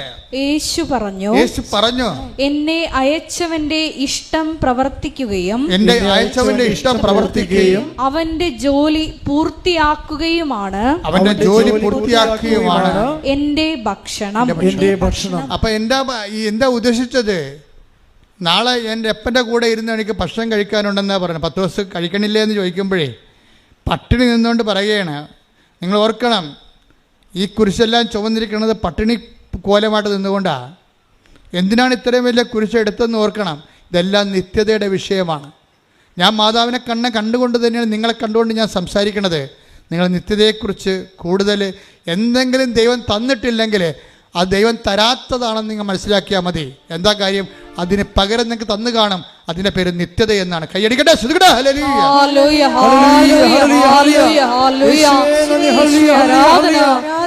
നിത്യത ഞങ്ങൾക്ക് അവകാശമാക്കുവാൻ നീ തന്ന എല്ലാ സഹനങ്ങൾക്കും നന്ദി പറയുന്നു.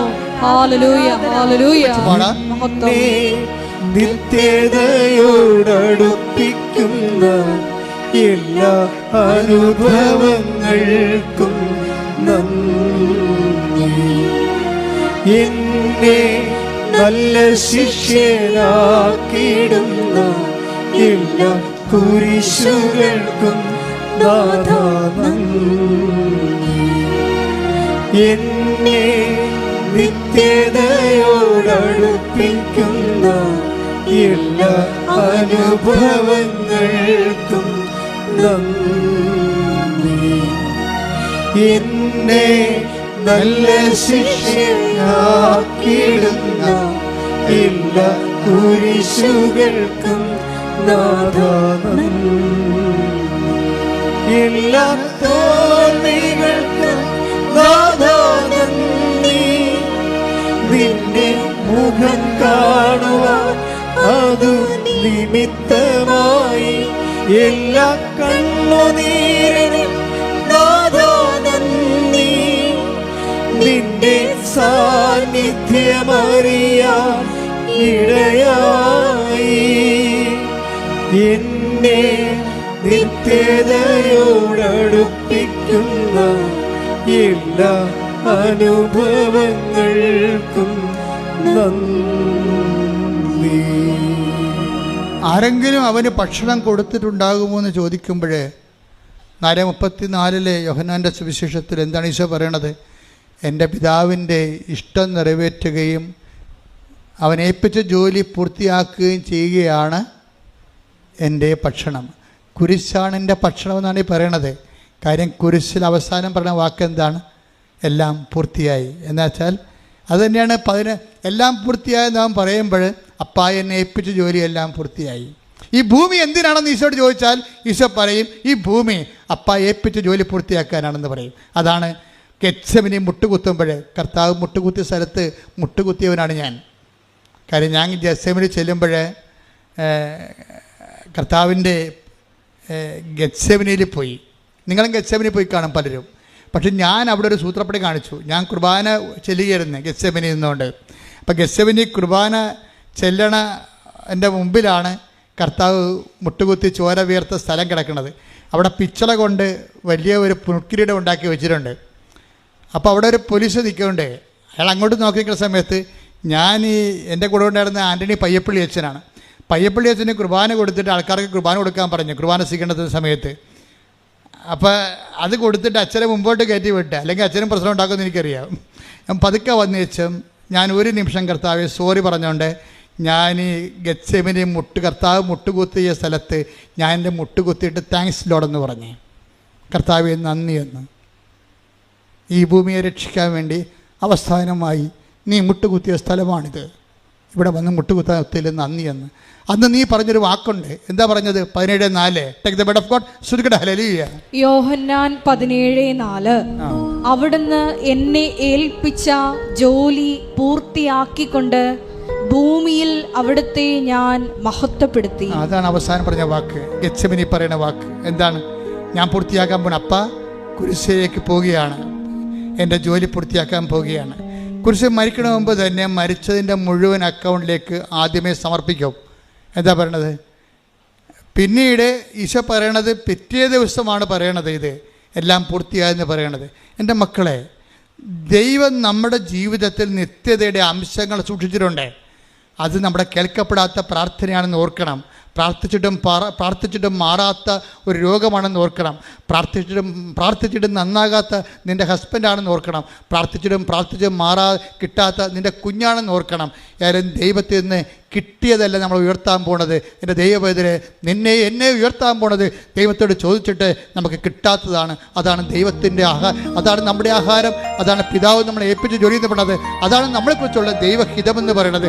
അത് പൂർത്തിയാക്കാൻ അവസരം കിട്ടുമ്പോൾ ചാടി ഉല്ലസിച്ചുകൊണ്ട് ക്രിസ്തുവിൻ്റെ കൂടെ നമുക്ക് ദൈവത്തെ മഹത്വപ്പെടുത്താനുള്ള ദൈവത്തിൻ്റെ അവസരം ഒരു ദൈവ വിളി പോലെ കിട്ടിയിരിക്കുന്നു എന്നുള്ളത് നമ്മൾ സന്തോഷിക്കണം. അതിൻ്റെ മുഴുവനും കൈയും കാലും വെച്ച രൂപമാണ് അമ്മ. അമ്മയും കുരിശിൻ്റെ ചുവട്ടിൽ നിൽക്കുമ്പോൾ എല്ലാം പൂർത്തിയാക്കിയിട്ടാണ് നിൽക്കുന്നത്. എന്താണ്? ബിഹോൾഡ് എന്ന് പറഞ്ഞതിന് ശേഷം ഇതാ കർത്താവിൻ്റെ ദാസി, നിൻ്റെ വചനം പോലെ എന്നിൽ പൂർത്തിയാകട്ടെ എന്നാണ്. എന്നിൽ നിറവേറട്ടെ എന്ന് വെച്ച് കഴിഞ്ഞാൽ എന്താണ്? എല്ലാം നിറവേറിയെന്നാണ് പറയണത് ഈശോ പറയണത്. അമ്മ പറയണത് എന്താണ്? നിൻ്റെ വചനം പോലെ എന്നിൽ നിറവേറട്ടെ, എല്ലാം പൂർത്തിയായെന്ന ഈശോ പറയണത്. അമ്മ പറയണത് എന്താണ്? നിൻ്റെ വചനം പോലെ എന്നിൽ പൂർത്തിയാകട്ടെ. രണ്ട് വചനത്തെ പൂർത്തിയാക്കിയ ദൈവഹിതത്തെ ദൈവിക ആത്മാവിൻ്റെ ആഹാരം പോലെ എടുത്തിട്ട് അതിനെക്കുറിച്ച് ദൈവത്തിന് ഞാൻ നിങ്ങളുടെ കാലെ പിടിച്ച് യാചിച്ച് പറഞ്ഞ ഒരു കാര്യമുണ്ട്. നിങ്ങളുടെ ജീവിതത്തിൽ എന്തെങ്കിലും കാര്യം ദൈവം നിങ്ങൾക്ക് തന്നില്ലെന്ന് വെച്ചുകൊണ്ട് നിങ്ങൾ ഒരിക്കലും ഞാൻ പ്രാർത്ഥിച്ചല്ലോ, ഞാൻ ഉടമ്പടി എടുത്തല്ലോ, ഞാൻ ദൈവത്തിന് വേണ്ടി ജീവിച്ചല്ലോ, എന്നെപ്പോലെ ജീവിക്കാത്ത എത്രയോ പേരെ നീ ഉയർത്തി, എന്നോട് മാത്രമെന്താ നീ എനിക്ക് രോഗം തന്നത്, എന്നോട് മാത്രമെന്താ നീ എൻ്റെ മകനെ ഉയർത്തി വിടാഞ്ഞത് എന്ന് നിങ്ങൾ ദൈവത്തോടൊരു അക്ഷരം മിണ്ടരുത്. ദൈവത്തോട് നമുക്ക് സംഭാഷിക്കാവുന്ന ഏറ്റവും സ്വരം കൂടിയ സംഭാഷണം എന്ന് പറയുന്നത് ഒരു മൗനമാണ്. അത് വെറും മൗനമല്ല, മറിയത്തിൻ്റെ മൗനം. കൈയടിക്കട്ടെ, ശ്രുതിക്കട്ടെ. ഹല്ലേലൂയ, ഹല്ലേലൂയ, ഹല്ലേലൂയ, ഹല്ലേലൂയ, ആരാധന, ഹല്ലേലൂയ, ശ്രുതിക്കട്ടെ. ഹല്ലേലൂയ, ഹല്ലേലൂയ, ഹല്ലേലൂയ, മഹത്വം, ആരാധന, ആരാധന, ഹല്ലേലൂയ, ഹല്ലേലൂയ. വാഗ്ദാന പേടകമേ, സ്വർഗീയ പൊന്മലരേ, കൃപാസനത്തിൻ്റെ അമ്മേ, പ്രസാദവരമാതാവേ,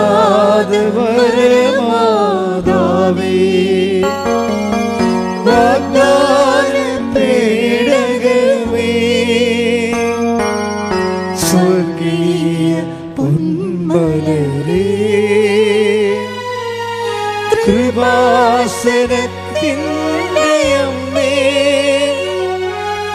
പ്രസാദവരമാതാവേ.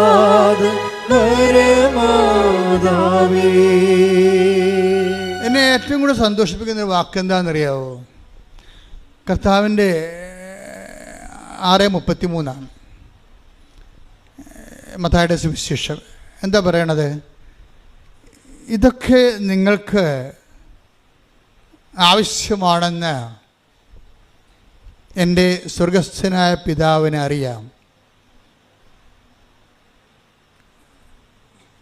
അപ്പം ഇതൊക്കെ നിങ്ങൾക്ക് ആവശ്യമാണെന്ന് എൻ്റെ എന്ന് പറഞ്ഞ ഇതൊക്കെ നിങ്ങൾക്ക് ആവശ്യമാണെന്ന് എൻ്റെ സ്വർഗസ്ഥനായ പിതാവിന് അറിയാം. നമ്മുടെ ആവശ്യങ്ങളെല്ലാം ആർക്കറിയാവുന്നതാണ്? സ്വർഗസ്ഥനായ പിതാവിന് അറിയാം. ഈശോയ്ക്ക് മാത്രമല്ല കേട്ടോ. ഞാൻ എപ്പോഴും അമ്മ പ്രത്യക്ഷപ്പെട്ടിട്ട് ദുരന്തമുണ്ടാകുമ്പോൾ പ്രാർത്ഥിക്കണം എന്ന് പറയുമ്പോൾ ഞാൻ എൻ്റെ കൂടെയുള്ള ഫസ്റ്റ് ക്രൂസിനോടൊക്കെ പറയും, ഇത് അമ്മ ഏകപക്ഷീയമായി എടുത്ത തീരുമാനമൊന്നുമല്ല. അപ്പായോട് കൺസൾട്ട് ചെയ്തിട്ടാണ്, ഈശോയോട് കൺസൾട്ട് ചെയ്തിട്ടും അപ്പായോട് കൺസൾട്ട് ചെയ്തിട്ടുമാണ് കൃപാസനത്തിൽ പ്രത്യക്ഷപ്പെട്ടിരിക്കുന്നത്. എന്താ കാര്യം? ഒരു കൊന്തയും പിടിച്ചോണ്ടോ കൊച്ചിനെയും പിടിച്ചോണ്ടൊന്നും അല്ല വന്നിരിക്കണത്. സീരിയസ് സബ്ജക്റ്റാണ് ഡീൽ ചെയ്യണത്. ദുരന്തമുണ്ടാകുമ്പോൾ പ്രാർത്ഥിക്കണത്, മനുഷ്യരാശിയോട് സംസാരിക്കണത്, അത് കാണിക്കണത് കാലത്തെ നെഞ്ചിൽ ചാർത്തിക്കൊണ്ടാണ് കാണിക്കണത്. അപ്പോൾ ഇതൊരു സീരിയസ് ആണ് സഭ. അതുകൊണ്ട് തന്നെ നമ്മൾ പോകുന്ന സ്ഥലങ്ങളിലെല്ലാം ഈ പ്രത്യക്ഷീകരണത്തിൻ്റെ സന്ദേശം കൈമാറിക്കൊണ്ടേയിരിക്കണം.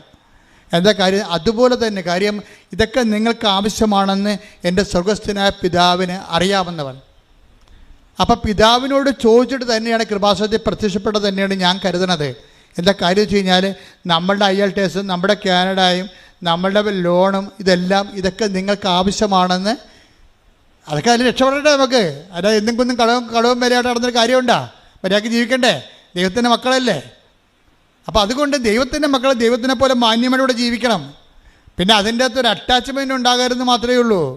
നമുക്ക് മാന്യമായിട്ട് ഇവിടെ ജീവിക്കുന്നതിൽ ചില ആൾക്കാർക്ക് പറ്റുന്ന പ്രശ്നം നല്ല ആത്മാവല്ലെന്നാ ഉള്ളത്. ഈ മാന്യമായിട്ട് ജീവിക്കുന്നില്ലേ, പക്ഷെ അതായത് ഈ മാന്യമായിട്ട് ജീവിക്കാൻ വേണ്ടി നമ്മൾ ഭൗതികമായ ആനുകൂല്യങ്ങളും ഭൗതിക സാഹചര്യങ്ങളുടെ അപ്ഡേഷൻസൊക്കെ വരുത്തുമ്പോൾ ഉണ്ടാകുന്ന പ്രശ്നം, നമ്മുടെ ഈഗോയും അതിൻ്റെ കൂടെ അങ്ങ് വളരുന്നുണ്ട്. എന്നിട്ട് മറ്റുള്ളവരെക്കാൾ നമ്മൾ കേവന്മാരാണെന്ന് അവിടെ മേൽ അടിച്ചേൽപ്പിക്കുന്നുണ്ട്.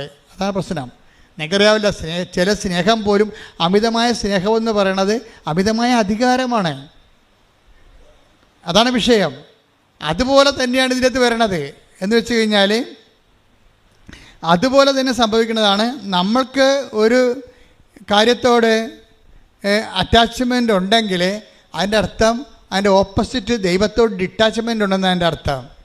അതുകൊണ്ടാണ് പ്രണയത്തേക്ക് ഞാൻ കണ്ണുടച്ച് അങ്ങോട്ട് സപ്പോർട്ട് ചെയ്യാത്തതിൻ്റെ കാര്യം അതാണ്. പ്രണയത്തേക്ക് ഞാൻ കണ്ണുടച്ച് സപ്പോർട്ട് ചെയ്യാത്ത കാരണം ആത്മീയ അപകടം അതിലുള്ളത് കൊണ്ടാണ്. കാര്യം നിങ്ങൾ ദൈവത്തിന് കൊടുക്കുക. പള്ളി വന്നാലും നിങ്ങൾ എന്ത് ചെയ്യും? പള്ളി എത്രയും വേഗം പള്ളി അവസാനിപ്പിച്ചിട്ട് സിമിത്തേരി പോയി ആണും പെണ്ണും കൂടി കൊച്ചിൻ്റെ ചവിട്ടിരുന്നുണ്ട് അമ്മേനെ ചത്തവൻ്റെ കുറിച്ച് ചാരിന്നുകൊണ്ട് സംസാരിക്കും. അതാണ് പ്രശ്നം. എന്നുവെച്ചാൽ ദൈവത്തിന് കൊടുക്കേണ്ട സ്ഥലത്ത് ദൈവത്തിന് കൊടുക്കാതെ നിങ്ങളുടെ ബോഡി മാംസമായ കാര്യങ്ങൾക്ക് വേണ്ടി ദൈവത്തിന് നിങ്ങൾ ഡീപ്രമോട്ട് ചെയ്യും. അതുകൊണ്ടാണ് ഞാൻ ഇങ്ങനെയുള്ള പരിപാടികൾ കുടുംബ പ്രാർത്ഥനയ്ക്ക് വിളിക്കുമ്പോൾ വരാം അവളിങ്ങനെ കമന്ന് കിടന്നുകൊണ്ട് മൊബൈൽ വെച്ചുകൊണ്ട് ചോറുണ്ടാ കുളിച്ചാ അതൊക്കെ ചോദിച്ചുകൊണ്ടിരിക്കുകയാണ്. എപ്പോഴാ എല്ലാതും ചോദിക്കണത് ഇത് തന്നെയാണ് കുളിച്ചാന്ന്. അവൻ അടുത്ത് വരുമ്പോൾ ഇവർക്ക് മണമായിരിക്കും. അതുകൊണ്ടാണ് കുളിച്ചാന്ന് ചോദിക്കണത്. എന്ത് വേണ്ട. അപ്പോൾ ഇത് ഈ പ്രാർത്ഥനയുടെ ദൈവത്തോട് സംസാരിക്കേണ്ട സമയത്ത് ഇവള് കുളിച്ചിട്ട് തന്നെ വർഷങ്ങളായി. എന്നിട്ട് അവൻ കുളിച്ചാന്ന് ചോദിച്ചുകൊണ്ടിരിക്കുകയാണ്. അതെന്താ പ്രോബ്ലം എന്ന് വെച്ച് കഴിഞ്ഞാൽ, ഞാൻ പറഞ്ഞതിൻ്റെ അർത്ഥം എനിക്ക് മനസ്സിലായ, ഈ പ്രേമത്തിൻ്റെ സംഭവം ബാക്ടീരിയ വൈറസ് തലക്കടിച്ച് കഴിഞ്ഞാൽ ശരിക്കും പറഞ്ഞാൽ പിന്നെ ഒരു ഫോബിയ ഉണ്ടാവും. ഈ പേപ്പട്ടിയുടെ തലയിൽ വൈറസ് കയറി കഴിഞ്ഞാൽ വെള്ളം കണ്ട അറച്ചറച്ച് മാറും. അതുപോലെ അറ്റാച്ച്മെൻറ്റ് കൂടിക്കഴിഞ്ഞാൽ പ്രാർത്ഥന കാണുമ്പോൾ അറച്ചറച്ച് മാറും. അതാണ് വിഷയം. അതുകൊണ്ടാണ് ആ മര്യാദയ്ക്ക് ജീവിക്ക്, ഒരു ജോലിക്ക് കിട്ടട്ടെ, സ്വന്തം കാലം നിൽക്കാനാകട്ടെ, അത് കഴിഞ്ഞ് പ്രാർത്ഥിച്ചിട്ട് ഒരു ദൈവഹിതമാണെന്ന് കണ്ടാൽ നിങ്ങൾ, ഞാനത് സ്നേഹിക്കേണ്ടതെന്ന് ഞാൻ പറയത്തില്ല, ബൈബിൾ പറയണില്ല, പിന്നെ ഞാൻ എന്താ പറയണത്. പക്ഷേ ദൈവത്തെ മറന്നുകൊണ്ട് ഈ അഭ്യാസത്തിന് പോകരുത്. നിങ്ങൾക്കത് നട്ടക്കച്ചവടമായിരിക്കും.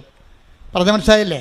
കാര്യം നമുക്ക് ദൈവത്തെ മറക്കുമ്പോൾ ഇതിൻ്റെ പേരിൽ പിന്നെ മാതാപിതാക്കന്മാരുമായിട്ട് കലഹിക്കേണ്ടി വരും. അവിടെ സമാധാനം കളയും. അതാണ് വിഷയം.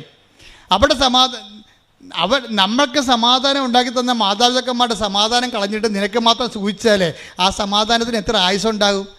ഈ ഒരു നടക്ക് ഈ സംഭവം പോകത്തില്ല. അതുകൊണ്ടാണ് സംഭവം. അതുകൊണ്ട് ദൈവത്തെ മറന്ന് ഈ ആൾക്കാരുടെ എല്ലാം, ഞാൻ 10-20,000 പ്രേമ കേസ് എടുത്തിട്ടുണ്ട്.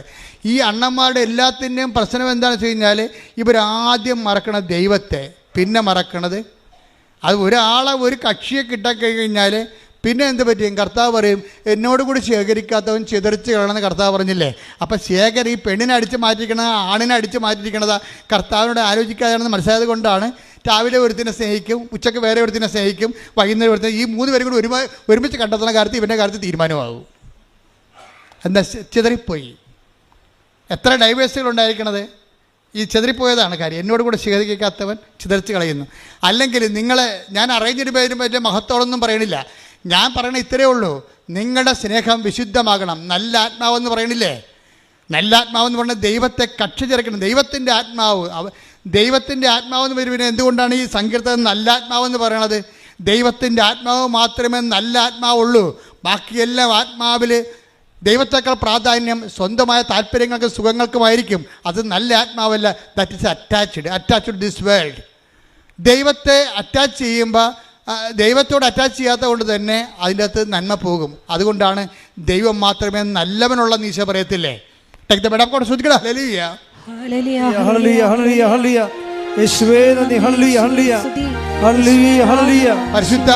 ശ്രദ്ധിക്കണം.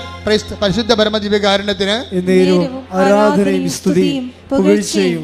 പരിശുദ്ധ പരമദിവ്യകാരുണ്യത്തിന് ആരാധനയും സ്തുതിയും പുകഴ്ചയും. ഇപ്പോൾ നമ്മൾ സംസാരിക്കുന്ന വിഷയം എന്ന് പറയുന്നത്, ഉടമ്പടിയിലൂടെ നമ്മളൊരു ബയലാറ്ററൽ എഗ്രിമെൻ്റ് ചെയ്യണം. എന്ന് വെച്ചാൽ നമ്മൾ ദൈവമായിട്ട് അറ്റാച്ച് ചെയ്യണം. ജീവിതം അറ്റാച്ച് ചെയ്യണമെന്ന് വെച്ച് കഴിഞ്ഞാൽ അടുപ്പിക്കുക ദൈവമായിട്ട്. ദൈവത്തിന് ഫസ്റ്റ് റെഫറൻസ് കൊടുക്കുകയാണ്. ഫസ്റ്റ് റെഫറൻസ് കൊടുത്തു കഴിഞ്ഞാൽ പിന്നെ ഉള്ള പ്രശ്നം എന്ന് വെച്ച് കഴിഞ്ഞാൽ, ഇപ്പം നിങ്ങൾ എൻ്റെ മുറിയിൽ അങ്ങനെ ഞാൻ ആരെയും കയറ്റാറില്ല. അല്ലേക്കുള്ള എൻ്റെ ക്രൂസ് വളരെ എൻ്റെ പ്രോജക്റ്റ് ചെയ്യുന്നവരായിരിക്കണം. എനിക്ക് അവരോട് ഡിസ്കഷൻ ചെയ്യാനുള്ള എന്തെങ്കിലും സീരിയസ് സബ്ജക്റ്റ് ഉണ്ടാകണം. അല്ലാത്തൊരു ചില സമയത്ത് വല്ലവരുടെ കൂടെ ആരെങ്കിലുമൊക്കെ കയറി വരും. വേറെ ചില പ്രധാനപ്പെട്ട കക്ഷികൾ ചില സീരിയസ് ടോക്കുകൾ നടത്താൻ വേണ്ടി വരുമ്പോൾ, മര്യാദ ഉള്ളവരാണെങ്കിൽ ഫോൺ വരുമ്പോൾ അവർ, അച്ഛാ ഇത് സീരിയസ് ഫോണാണ്, ഞാൻ ഇന്ന് എടുത്തോട്ടെ എന്ന് ചോദിച്ചിട്ട് പുറത്തോട്ട് പോകും. ചില ആൾക്കാർ അവിടെ ഇരുന്ന് ഫോൺ ചെയ്യും എൻ്റെ മുമ്പിലിരുന്ന്. പിന്നെ അവരുടെ കാര്യത്തിൽ തീരുമാനമാകും. പിന്നെ എന്താണ്, ഞാൻ 5 മിനിറ്റുള്ള ആ ചാപ്റ്റർ ക്ലോസ് ചെയ്യും, അയാളെ പുറത്താക്കും. എന്താ കാര്യം? അയാൾ എൻ്റെ അടുത്ത് ഇരുന്നുകൊണ്ട് വേറെ ആൾക്കാരെ വിളിക്കുകയാണ്. ഇതുപോലെയാണ് പ്രാർത്ഥനയുടെ വിഷയം. പ്രാർത്ഥനയിൽ നിങ്ങൾ നിൽക്കുമ്പോൾ അതിനകത്ത് നിന്നുകൊണ്ട് ദൈവത്തേക്കാൾ പ്രാധാന്യമുള്ള വേറെ വിഷയങ്ങൾ നിങ്ങൾ ഒന്നാം സ്ഥാനം കൊടുത്തു കഴിഞ്ഞാൽ ഉടമ്പടി നിങ്ങളുടെ ഉടായ്പാവും. അത് ഭയങ്കര സീരിയസ് വിഷയമാണ്. ഭയങ്കര, അതായത് ഇത് ഞാനായിട്ട് ഉണ്ടാക്കിയതൊന്നുമല്ല കേട്ടാ. ഈ പ്രശ്നം നമുക്കുള്ളത് കാരണമാണ് കൽപ്പന എഴുതിയപ്പോഴും പറഞ്ഞു, നിൻ്റെ കർത്താവ് ദൈവം ഞാനാകുന്നു, ഞാൻ അല്ലാതെ. അതാണ് ഈ വേറൊരു ദൈവം ഇടയ്ക്ക് കയറി വരും. അത് ലവ് അഫെയറിലും ഉണ്ടാവും. വേറെ ദൈവമായിട്ട് നിങ്ങളുടെ പ്രണയ സഖാവ് കയറി വരും. അതാണ് വിഷയം. വേറെ ദൈവമായിട്ട് തരും. കാര്യം അവനാണ് തീരുമാനിക്കുന്നത്, അല്ലെങ്കിൽ അവളാണ് തീരുമാനിക്കുന്നത് നമ്മൾ പള്ളിയിൽ പോകണ വേണ്ടേന്ന് പറഞ്ഞ പോലെ. അതാ നമ്മൾ കുമ്പസാരിക്കണ വേണ്ടേന്ന് തീരുമാനിക്കണ ആരാണ്? കുമ്പസാരിച്ചാൽ പിന്നെ ഇവൻ്റെ തോണ്ടലും തൊടിയിലൊന്നും നടക്കത്തില്ല. അതുകൊണ്ട് അവളോട് പറയുന്നത് കുമ്പസാരിക്കണമെന്ന് പറയും. ആ പന്നി പറയണം മാത്രമേ ഇവിടെ കേൾക്കത്തുള്ളൂ. തീർന്നില്ല, ഇവിടെ കാര്യത്തിൽ തീരുമാനമായില്ലേ? This is situations. അപ്പോൾ ഇതിൻ്റെ പ്രാക്ടിക്കൽ സൈഡ് ഒരു പക്ഷേ ദൈവത്തിന് ഗെറ്റ് ഔട്ട് അടിക്കണ ഇതാണ്. അതുകൊണ്ട് തന്നെ ഉടമ്പടിയിലുള്ള മക്കൾ വളരെ സൂക്ഷിച്ച് വേണം ഇക്കാലങ്ങളിൽ. നിനക്ക് ഫ്രെയിം ഓഫ് റെഫറൻസിൽ ഫസ്റ്റ് റെഫറൻസ് നിന്റെ ദൈവം തന്നെയായിരിക്കണം. പ്രാർത്ഥിക്കുക, കർത്താവായ ദൈവമേ, എൻ്റെ ജീവിതത്തിന്റെ എല്ലാ കാലങ്ങളിലും ദൈവത്തിന്റെ വചനങ്ങൾക്ക് ഒന്നാം സ്ഥാനം കൊടുത്തുകൊണ്ട് ജീവിക്കാൻ ഉടമ്പടിയുടെ ഉത്സാഹത്തോടെ ജീവിക്കാൻ എന്നെ സഹായിക്കണമേ. ശ്രുതികട ഹല്ലേലൂയ.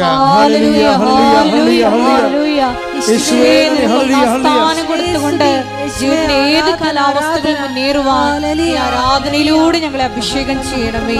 ഹല്ലേലൂയ, ഹല്ലേലൂയ, ഹല്ലേലൂയ. ആരാധന, ആരാധന യേശുവേ, ആരാധന,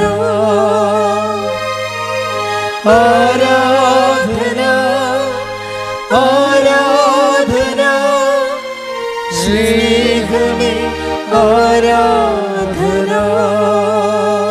പരിശുദ്ധ പരമദിവ്യകാരുണ്യത്തിന് നേരവും ആരാധനയും സ്തുതിയും പുകഴ്ചയും ഉണ്ടായിരിക്കട്ടെ. ഇത്രയും നേരം കർത്താവ് നിങ്ങളോട് എന്നോട് സംസാരിച്ചത്, ഏതെങ്കിലും വിഷയത്തിൽ ടൈം ലാഗ് ചെയ്യുന്നുണ്ടെങ്കിൽ അത് കിട്ടണത് വരെ അത് ദൈവഹിതമായിട്ട് തന്നെ നീ കണക്കാക്കണം. You got the point. മനസ്സിലായില്ലേ? ഏതെങ്കിലും കാര്യത്തിൽ നിങ്ങൾക്കറിയാം ഇത് കൃപാസനമാണ്. ഈ ഭൂമിക്ക് മുകളിൽ ഒരു ദിവസം മുഴുവനും നിന്ന് സാക്ഷ്യം പറയുന്ന ലോകത്തിലെ ഏക ഇടമാണിത്. നിൻ്റെ ജീവിതത്തിൻ്റെ പ്രശ്നം ഇവിടെ വന്നാൽ തീരാവുന്നേ ഉള്ളൂ. അതുകൊണ്ടാണ് ദൈവം നിന്നെ ഇവിടെ കൊണ്ടുവന്നത്. നിൻ്റെ കഴിവുകേടിനേക്കാൾ ഉപരി അമ്മയുടെ കഴിവിലും അമ്മയുടെ പ്രത്യക്ഷഗണത്തിലും പ്രത്യക്ഷഗണ സന്ദേശത്തിൻ്റെ ദൈവഹിതത്തിലുമാണ് ഇത് വർക്ക് ചെയ്യുന്നുണ്ടെങ്കിൽ പ്രത്യക്ഷഗണത്തിന് സാക്ഷിയാകാൻ ആര് തീരുമാനിച്ചാലും അവൻ്റെ കാര്യത്തിൽ ദൈവം തീരുമാനമെടുക്കും. എന്താ കാര്യം? അത് നമ്മുടെ കഴിവിലല്ല, ദൈവത്തിൻ്റെ കൃപ കൊണ്ട്. കൈയടിക്കട്ടെ, ശ്രുതിക്കട്ടെ.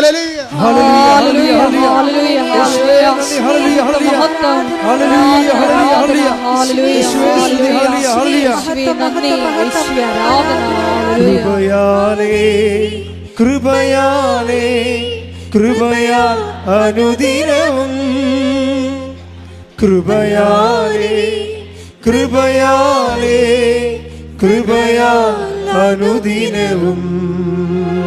പരിശുദ്ധ പരമദിവ്യകാരുണ്യത്തിന് ആരാധനയും സ്തുതിയും പുകഴ്ചയും ഉണ്ടായിരിക്കട്ടെ. അതുകൊണ്ട് ഞാൻ നിങ്ങളോട് വളരെ വിനയത്തോടെ അപേക്ഷിക്കുകയാണ്, ഒരു കാരണവശാലും ദൈവത്തിനോട് എതിർത്ത് ഒരു വാക്കും പറയരുത്. ഇൻ കേസ് അങ്ങനെ പറഞ്ഞാൽ പോലും സോറി പറയണം. എന്താ കാര്യത്തിൽ അമ്മ ഒരിക്കൽ ഈശോയോട് ചോദിച്ചായിരുന്നു, ഈശോ നീ എന്തിനാ ഞങ്ങളോട് ഇങ്ങനെ ചെയ്തത്? കാര്യം കാണാതെ പോയില്ലേ. അപ്പോൾ ദേവാലയത്തിൽ പോയി ഒരു ദിവസത്തിന് ശേഷമല്ലേ അമ്മ കണ്ടുമുട്ടിയത്. അപ്പോൾ അമ്മയ്ക്ക് ഭയങ്കര വിഷമമായി. ഒരു സോറി പോലും പറയാതെ ഈശോ ഇവിടെ തങ്ങിയില്ലേ. അങ്ങനെ ആദ്യമായിട്ട് ചെയ്യണതാ. അതുകൊണ്ട് അമ്മയ്ക്ക് ഭയങ്കര വിഷമമായി. ഒന്നാമത് കാശും കയ്യിലില്ല, തിരിച്ചു പോകാനുള്ള കാശും കൊണ്ടാണ്, മിനിമം കാശും കൊണ്ടല്ലേ ഈ കാർപ്പൻ്ററിൻ്റെ വൈഫ് വരണത്. അങ്ങേരെ ഉടിയും കൊട്ടുപൊടിയും എടുത്തിട്ടല്ലേ കഞ്ഞി വെച്ച് പോണത്. അതിൻ്റെ അകത്തുനിന്ന് ബാക്കിയുള്ള നക്കാപ്പിച്ച കാഴ്ച പിടിച്ച് വെച്ചിട്ടാണല്ലോ ഒരു കൊല്ലം കഴിയുമ്പോൾ പള്ളി കൂശി പൊട്ടിച്ച് പള്ളിയെ വന്നത്. എന്നിട്ട് ഇപ്പോൾ ഇരട്ടിപ്പണിയായില്ലേ. ആലപ്പുഴയിൽ നിന്ന് തൃശ്ശൂർ വരെയുള്ള യാത്ര ഉണ്ട്. തൃശ്ശൂർ എത്തിയിട്ട് ഈശോ അവിടെ നിന്ന് അമ്മ എറണാകുളത്ത് എത്തിയപ്പോഴാണ് അറിയണത് ഈശോ ഇവിടെ ഇല്ലെന്ന്. പിന്നെ തിരിച്ചു പോയി. അപ്പോൾ അങ്ങോട്ടും ഇങ്ങോട്ടും ഇരട്ടി യാത്രയായി. അപ്പോൾ ഈശോ അമ്മ ചോദിക്കും, എന്താ ഈശോ ഇങ്ങനെ ഞങ്ങളോട് ചെയ്തത്? നിൻ്റെ അപ്പ എന്തുമാത്രം വിഷമിക്കണമെന്നറിയാവോ? ഞങ്ങൾ എന്തുമാത്രം വിഷമിച്ചെന്നറിയാം. അപ്പോൾ ഈശോ എന്ന് പറയും, എന്താ കാര്യം? ചില കാര്യങ്ങൾക്ക് ദൈവത്തിന് നമ്മളോട് പറയാൻ പറ്റത്തില്ല. സ്വന്തം മകനാണെങ്കിലും പറയാൻ പറ്റത്തില്ല. അപ്പോൾ ചില കാര്യം ദൈവം നമ്മളോട് പറയത്തില്ല. എന്തുകൊണ്ട് അങ്ങനെ ചെയ്തെന്ന് നിങ്ങൾ ചോദിക്കരുത്. കാര്യം ഈശോയ്ക്ക് വേണമെങ്കിൽ സോറി പറയാമായിരുന്നു, പറഞ്ഞില്ല. എന്നിട്ട് എന്താ പറഞ്ഞത്? നിങ്ങളറിയണം. എന്തറിയണം? ദൈവഹിതം നിങ്ങളറിയാൻ ബാധ്യസ്ഥയാണ്. ഞാൻ എൻ്റെ പിതാവിൻ്റെ കാര്യത്തിൽ ആകേണ്ടവനാണെന്ന് നിങ്ങൾക്ക് അറിയില്ലേ എന്ന് വെച്ച് കഴിഞ്ഞാൽ, നിങ്ങൾ ഉടമ്പടി എടുത്ത് ദൈവത്തിൻ്റെ അമ്മയുടെ അപ്പൻ്റെ വചനത്തിൻ്റെ നടപ്പിൽ വരുത്തുന്ന ആൾക്കാരായിട്ട് ഉയരുമ്പോൾ ചില കാര്യങ്ങൾ ദൈവഹിതത്തിന് വിടണമെന്ന് നിങ്ങൾക്കറിയണം.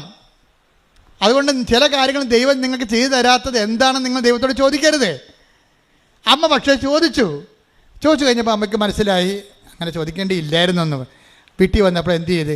ഹൃദയത്തിൽ സംഗ്രഹിച്ചു. അതിന് മറുപടി ചോദിച്ചില്ല. നീ എന്താ എന്നോട് അങ്ങനെ ചോദിച്ചത് അവിടെ വെച്ച്? നിൻ്റെ നീ പറയാതെ നിൻ്റെ ഹിതം നീയല്ലേ ദൈവം? ഞാൻ നിന്നെ പെറ്റ് എടുക്കാൻ വേണ്ടി ദൈവം എന്നെ ഉപകരണമാക്കിയല്ലേ, നിനക്കൊരു വാക്കെന്ന് പറഞ്ഞാൽ കുഴപ്പമൊന്നുമില്ല എന്നല്ല, അങ്ങനെ ഒന്നും ചോദിച്ചില്ല. ഈശോയുടെ വീട്ടിൽ വന്ന് തർക്കുത്തരം പറയാൻ അമ്മ തയ്യാറായില്ല. അതിന് പകരം എന്താ ചെയ്തത്? അവളെ ഹൃദയത്തെ സംഗ്രഹിച്ചു. ചില കാര്യങ്ങൾ ദൈവത്തിന് നമ്മളോട് പറയാൻ പറ്റത്തില്ല, നമ്മൾക്ക് ഹൃദയത്തെ സംഗ്രഹിക്കാൻ പറ്റത്തേ ഉള്ളൂ. അതാണ് നിൻ്റെ അന്നന്ന് വേണ്ട ആഹാരം, അതാണ് ദൈവഹിതം, അതാണ് നിൻ്റെ നല്ല ആത്മാവിലേക്ക് നീ സഞ്ചരിച്ചെത്തുന്നതിൻ്റെ സൂചന. കൈയടിക്കട്ടെ. ഹല്ലേലൂയ ഹല്ലേലൂയ ഹല്ലേലൂയ ഹല്ലേലൂയ മഹത്വം യേശുവേ നന്ദി. ഹല്ലേലൂയ ഹല്ലേലൂയ ആരാധന ഹല്ലേലൂയ ഹല്ലേലൂയ യേശുവേ നന്ദി. എന്തു നല്ലമ്മ എന്നുടെ അമ്മ, എനിക്കും ഈശോയ്ക്കും ഒരേ അമ്മ. എന്തു നല്ലമ്മ എന്നുടെ അമ്മ, എനിക്കും ഈശോയ്ക്കും ഒരേ അമ്മ. പരിശുദ്ധ പരമ ദിവ്യകാരുണ്യത്തിന് നേരവും ആരാധനയും സ്തുതിയും പുകഴ്ചയും പരിശുദ്ധ പരമ ദിവ്യകാരുണ്യത്തിന് നേരവും ആരാധനയും സ്തുതിയും പുകഴ്ചയും ഉണ്ടായിരിക്കട്ടെ. മക്കളെ, whatever happens to us, എല്ലാ സമയങ്ങളും നിങ്ങൾ ദൈവത്തോട് പ്രാർത്ഥിക്കേണ്ടത്, ഉടമ്പടിയിൽ പുതുക്കി കഴിഞ്ഞാൽ ഒരു നിയോഗം വെക്കേണ്ടത് എന്താണെന്നറിയാവോ? കർത്താവെ, സമയത്തും അസമയത്തും സുവിശേഷം പ്രസംഗിക്കണമെന്ന് എന്നോട് പറഞ്ഞിട്ടുണ്ട്. സമയത്തും അസമയത്തും സുവിശേഷത്തിൻ്റെ ചൈതന്യം ഉൾക്കൊള്ളാൻ എന്നെ സഹായിക്കണമേ. Take the bed of God. സമയത്തും അസമയത്തും സുവിശേഷം പ്രസംഗിക്കുക. ശ്രുതികട ഹല്ലേലൂയ ഹല്ലേലൂയ ഹല്ലേലൂയ ഹല്ലേലൂയ ഹല്ലേലൂയ യേശുവേ നന്ദി. ഹല്ലേലൂയ ഹല്ലേലൂയ ഹല്ലേലൂയ ഹല്ലേലൂയ ഹല്ലേലൂയ യേശുവേ ആരാധന ആരാധന ആരാധന യേശുവേ നന്ദി. മഹത്വം മഹത്വം മഹത്വം. Hallelujah hallelujah. 2 തിമോത്തിയോസ് 4:2 2 തിമോത്തി 4:2 വചനം പ്രസംഗിക്കുക, വചനം പ്രസംഗിക്കുക. സാഹചര്യങ്ങൾ അനുകൂലമാണെങ്കിലും അല്ലെങ്കിലും ജാഗരൂകതയോടെ വർത്തിക്കുക. മേ ബി, അതായത് നമ്മളെ സംബന്ധിച്ചിടത്തോളം ഉടമ്പടി എടുത്തു കഴിഞ്ഞാൽ പിന്നെ നമ്മുടെ ഓപ്ഷൻ എന്ന് പറയുന്നത് വചന കൈമാറ്റമാണ്. ചിലപ്പോൾ അനുകൂല സാഹചര്യം വരും, ചിലപ്പോൾ പ്രതികൂല സാഹചര്യം വരും. നിങ്ങൾക്ക് സുവിശേഷത്തിനൊരു നിലപാടുണ്ട്. ഇപ്പം സുവിശേഷം കൊടുക്കുക, സാഹചര്യം അനുകൂലമാണെങ്കിലും അല്ലെങ്കിലും. അതുപോലെ തന്നെയാണ് സുവിശേഷത്തിന് സാക്ഷ്യമാകുക, സാഹചര്യം അനുകൂലമാണെങ്കിലും അല്ലെങ്കിലും. ഒന്ന് പറഞ്ഞ്, സുവിശേഷത്തിന് സാക്ഷ്യമാവുക, സാഹചര്യം അനുകൂലമാണെങ്കിലും അല്ലെങ്കിലും. ഇതിന് രണ്ടിനും ആത്മീയമായിട്ട് ഒരേ വാല്യൂ ആണ്. അനുകൂല സാഹചര്യത്തിൽ നീ സുവിശേഷത്തിന് സാക്ഷിയാകണതിനും 10 മാർക്കുണ്ട്. പ്രതികൂല സാഹചര്യത്തിൽ നീ സുവിശേഷം സാക്ഷിയാകണതിന് ചിലപ്പോൾ 15 മാർക്ക് കിട്ടുമെന്ന് വരും. അപ്പോൾ സാഹചര്യത്തെ സംബന്ധിച്ചിടത്തോളം അല്ല പ്രധാനപ്പെട്ട സാഹചര്യം. എന്ത് സംഭവിക്കാം? ചിലപ്പോൾ നീ ഒരു ഭർത്താവ് മരിച്ച വിധവയായിരിക്കാം. ചിലപ്പോൾ നീ 2 അബോർഷൻ കഴിഞ്ഞിട്ടുള്ള ഇങ്ങനെ കൂടെ അബോർഷൻ ടെൻഡൻസി കാണിക്കുന്ന ഒരു ഗർഭപാത്രമൊക്കെ നിനക്കുള്ളത്. സാഹചര്യം എന്തുമാകാം നിൻ്റെത്. പക്ഷേ ഇതെല്ലാം കഴിഞ്ഞിട്ട് വയറെ പത്തി പിടിച്ച് ദൈവത്തിൻ്റെ തന്തയ്ക്ക് പിടിച്ചൊരു കാര്യമില്ല. എന്താ ചെയ്യേണ്ടത്? കർത്താവെ, ഞാൻ നിൻ്റെ മുമ്പിലൂടെ പോവുകയാണ്. കാര്യം ഉടമ്പടി ചെയ്യുമ്പോൾ ആദ്യം പറഞ്ഞത് എന്താണ്? ദാവീദ് പറഞ്ഞതും എബ്രഹാം പറഞ്ഞതും ഒരു കാര്യമാണ്. എന്താണ്? എബ്രഹാത്തിനോട് ദൈവം പറഞ്ഞത് എന്താണ്? നീ എൻ്റെ മുമ്പാകെ ഉണ്ടാകണം, സാഹചര്യം അനുകൂലമായാലും പ്രതികൂലമായാലും. മനസ്സിലായോ? വേറെ കണ്ടവൻ്റെ പുറകെ മുമ്പേ പോയി നിൽക്കരുതെന്ന് അർത്ഥം. Take the bed of God 17:3. ശ്രുതികട ഹല്ലേലൂയ. ഉൽപ്പത്തി 17:1. അബ്രാമിന് 99 വയസ്സായി. കർത്താവ് പ്രത്യക്ഷപ്പെട്ട് അവനോട് അരുളി ചെയ്തു, സർവശക്തനായ ദൈവമാണ് ഞാൻ, എന്റെ മുമ്പിൽ വ്യാപരിക്കുക, കുറ്റമറ്റവനായി വർത്തിക്കുക. ഇതിന്റെ വിഷയം എന്ന് വെച്ച് കഴിഞ്ഞാൽ whatever happens to you, പക്ഷെ നീ എൻ്റെ മുമ്പിൽ തന്നെ ഉണ്ടാകണം. Because I am almighty God. ഞാൻ ദൈവമാണെന്നല്ല പറഞ്ഞത്. എന്താ കാര്യം? സർവശക്തനാണ്. നിൻ്റെ സാഹചര്യത്തെ എന്ത് വേണമെങ്കിലും അങ്ങോട്ടും ഇങ്ങോട്ടും ചേഞ്ച് ചെയ്യാൻ I can do it. So എൻ്റെ മുമ്പിൽ തന്നെ നീ ഉണ്ടാകണം.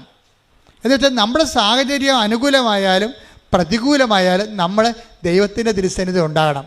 അല്ലാതെ ഇന്ന് കൊച്ചു സൈക്കിളെ ഇടിച്ച് അല്ലെങ്കിൽ മകളെ പട്ടി കടിച്ചെന്ന് പറഞ്ഞ് ഇന്ന് കുടുംബപ്രാർത്ഥന വേണമെന്ന് പറയരുത്.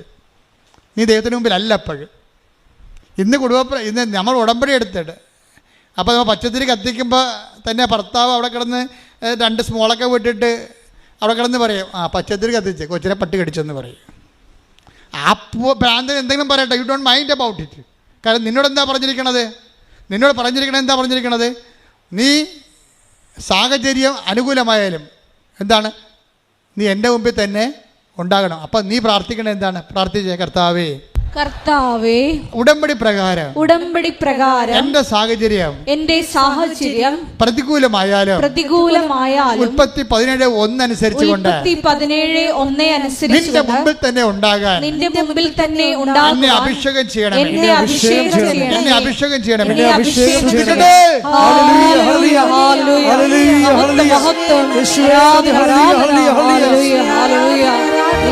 ആരാധന ദേവപിതാവേ, നന്ദി കൈയടിച്ചോണ്ട് സന്തോഷത്തോടെ എന്റെ ഉള്ളിൽ വസിക്കാൻ വരണേ, ആത്മാവാം ദൈവമേ വരണേ, എന്റെ ഉള്ളിൽ വസിക്കാൻ വരണേ, ദാഹിച്ചു നിന്നെ ഞാൻ തേടുന്നു, സ്വർഗം തുറന്നിറങ്ങി നീ വരണേ, ദാഹിച്ചു നിന്നെ ഞാൻ തേടുന്നു, സ്വർഗം തുറന്നിറങ്ങി നീ വരണേ, ആത്മാവാം ദൈവമേ വരണേ, എന്റെ ഉള്ളിൽ വസിക്കാൻ വരണേ. പരിശുദ്ധ പരമദിവ്യകാരുണ്യത്തിന് ആരാധനയും സ്തുതിയും പുകഴ്ചയും ഉണ്ടായിരിക്കട്ടെ. എൻ്റെ മക്കളെ, നിങ്ങളുടെ കയ്യിൽ നിന്നൊരു കയ്യബദ്ധം വന്നു വിചാരിച്ചോ? നിങ്ങൾക്ക് നിങ്ങളുടെ സ്വഭാവത്തിൻ്റെ രീതി അനുസരിച്ചുകൊണ്ട് ചിലപ്പോൾ അശ്രദ്ധ വരും. ഉടമ്പടി എടുത്താലും ചിലപ്പോൾ ഉടമ്പടി ജീവിക്കുകയാണെങ്കിൽ ശരി, ചില കയ്യബദ്ധങ്ങൾ വന്നു കഴിഞ്ഞായിരിക്കും അറിയണം, ദൈവമേ ഞാൻ ഉടമ്പടി എടുത്താണല്ലോ, ഞാൻ ഓർത്തില്ലല്ല, അബദ്ധമായി പോലല്ല, അങ്ങനെ ചെയ്യരുതായിരുന്നു, അങ്ങനെ പറയരുതായിരുന്നു, ഇനിയിപ്പോൾ എന്ത് ചെയ്യും? കുമ്പസാരിക്കാതെ ഉടമ്പടി ചെയ്യാൻ പറ്റുമോ?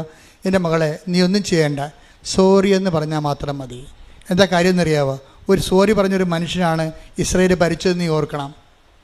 ഞാൻ ദാവീദിൻ്റെ കുഴിമാടത്ത് ചെല്ലുമ്പോൾ അവിടെ 1.5 മണിക്കൂർ നിന്ന് പ്രാർത്ഥിച്ചിട്ട് എൻ്റെ കൂട്ടം തെറ്റിപ്പോയൊരു മനുഷ്യനാണ് ഞാനും വിജയകുമാറും. ഞങ്ങൾ ഈ ദാവീദിൻ്റെ കുഴിമാടം കണ്ടപ്പോഴെല്ലാം മറന്നുപോയി.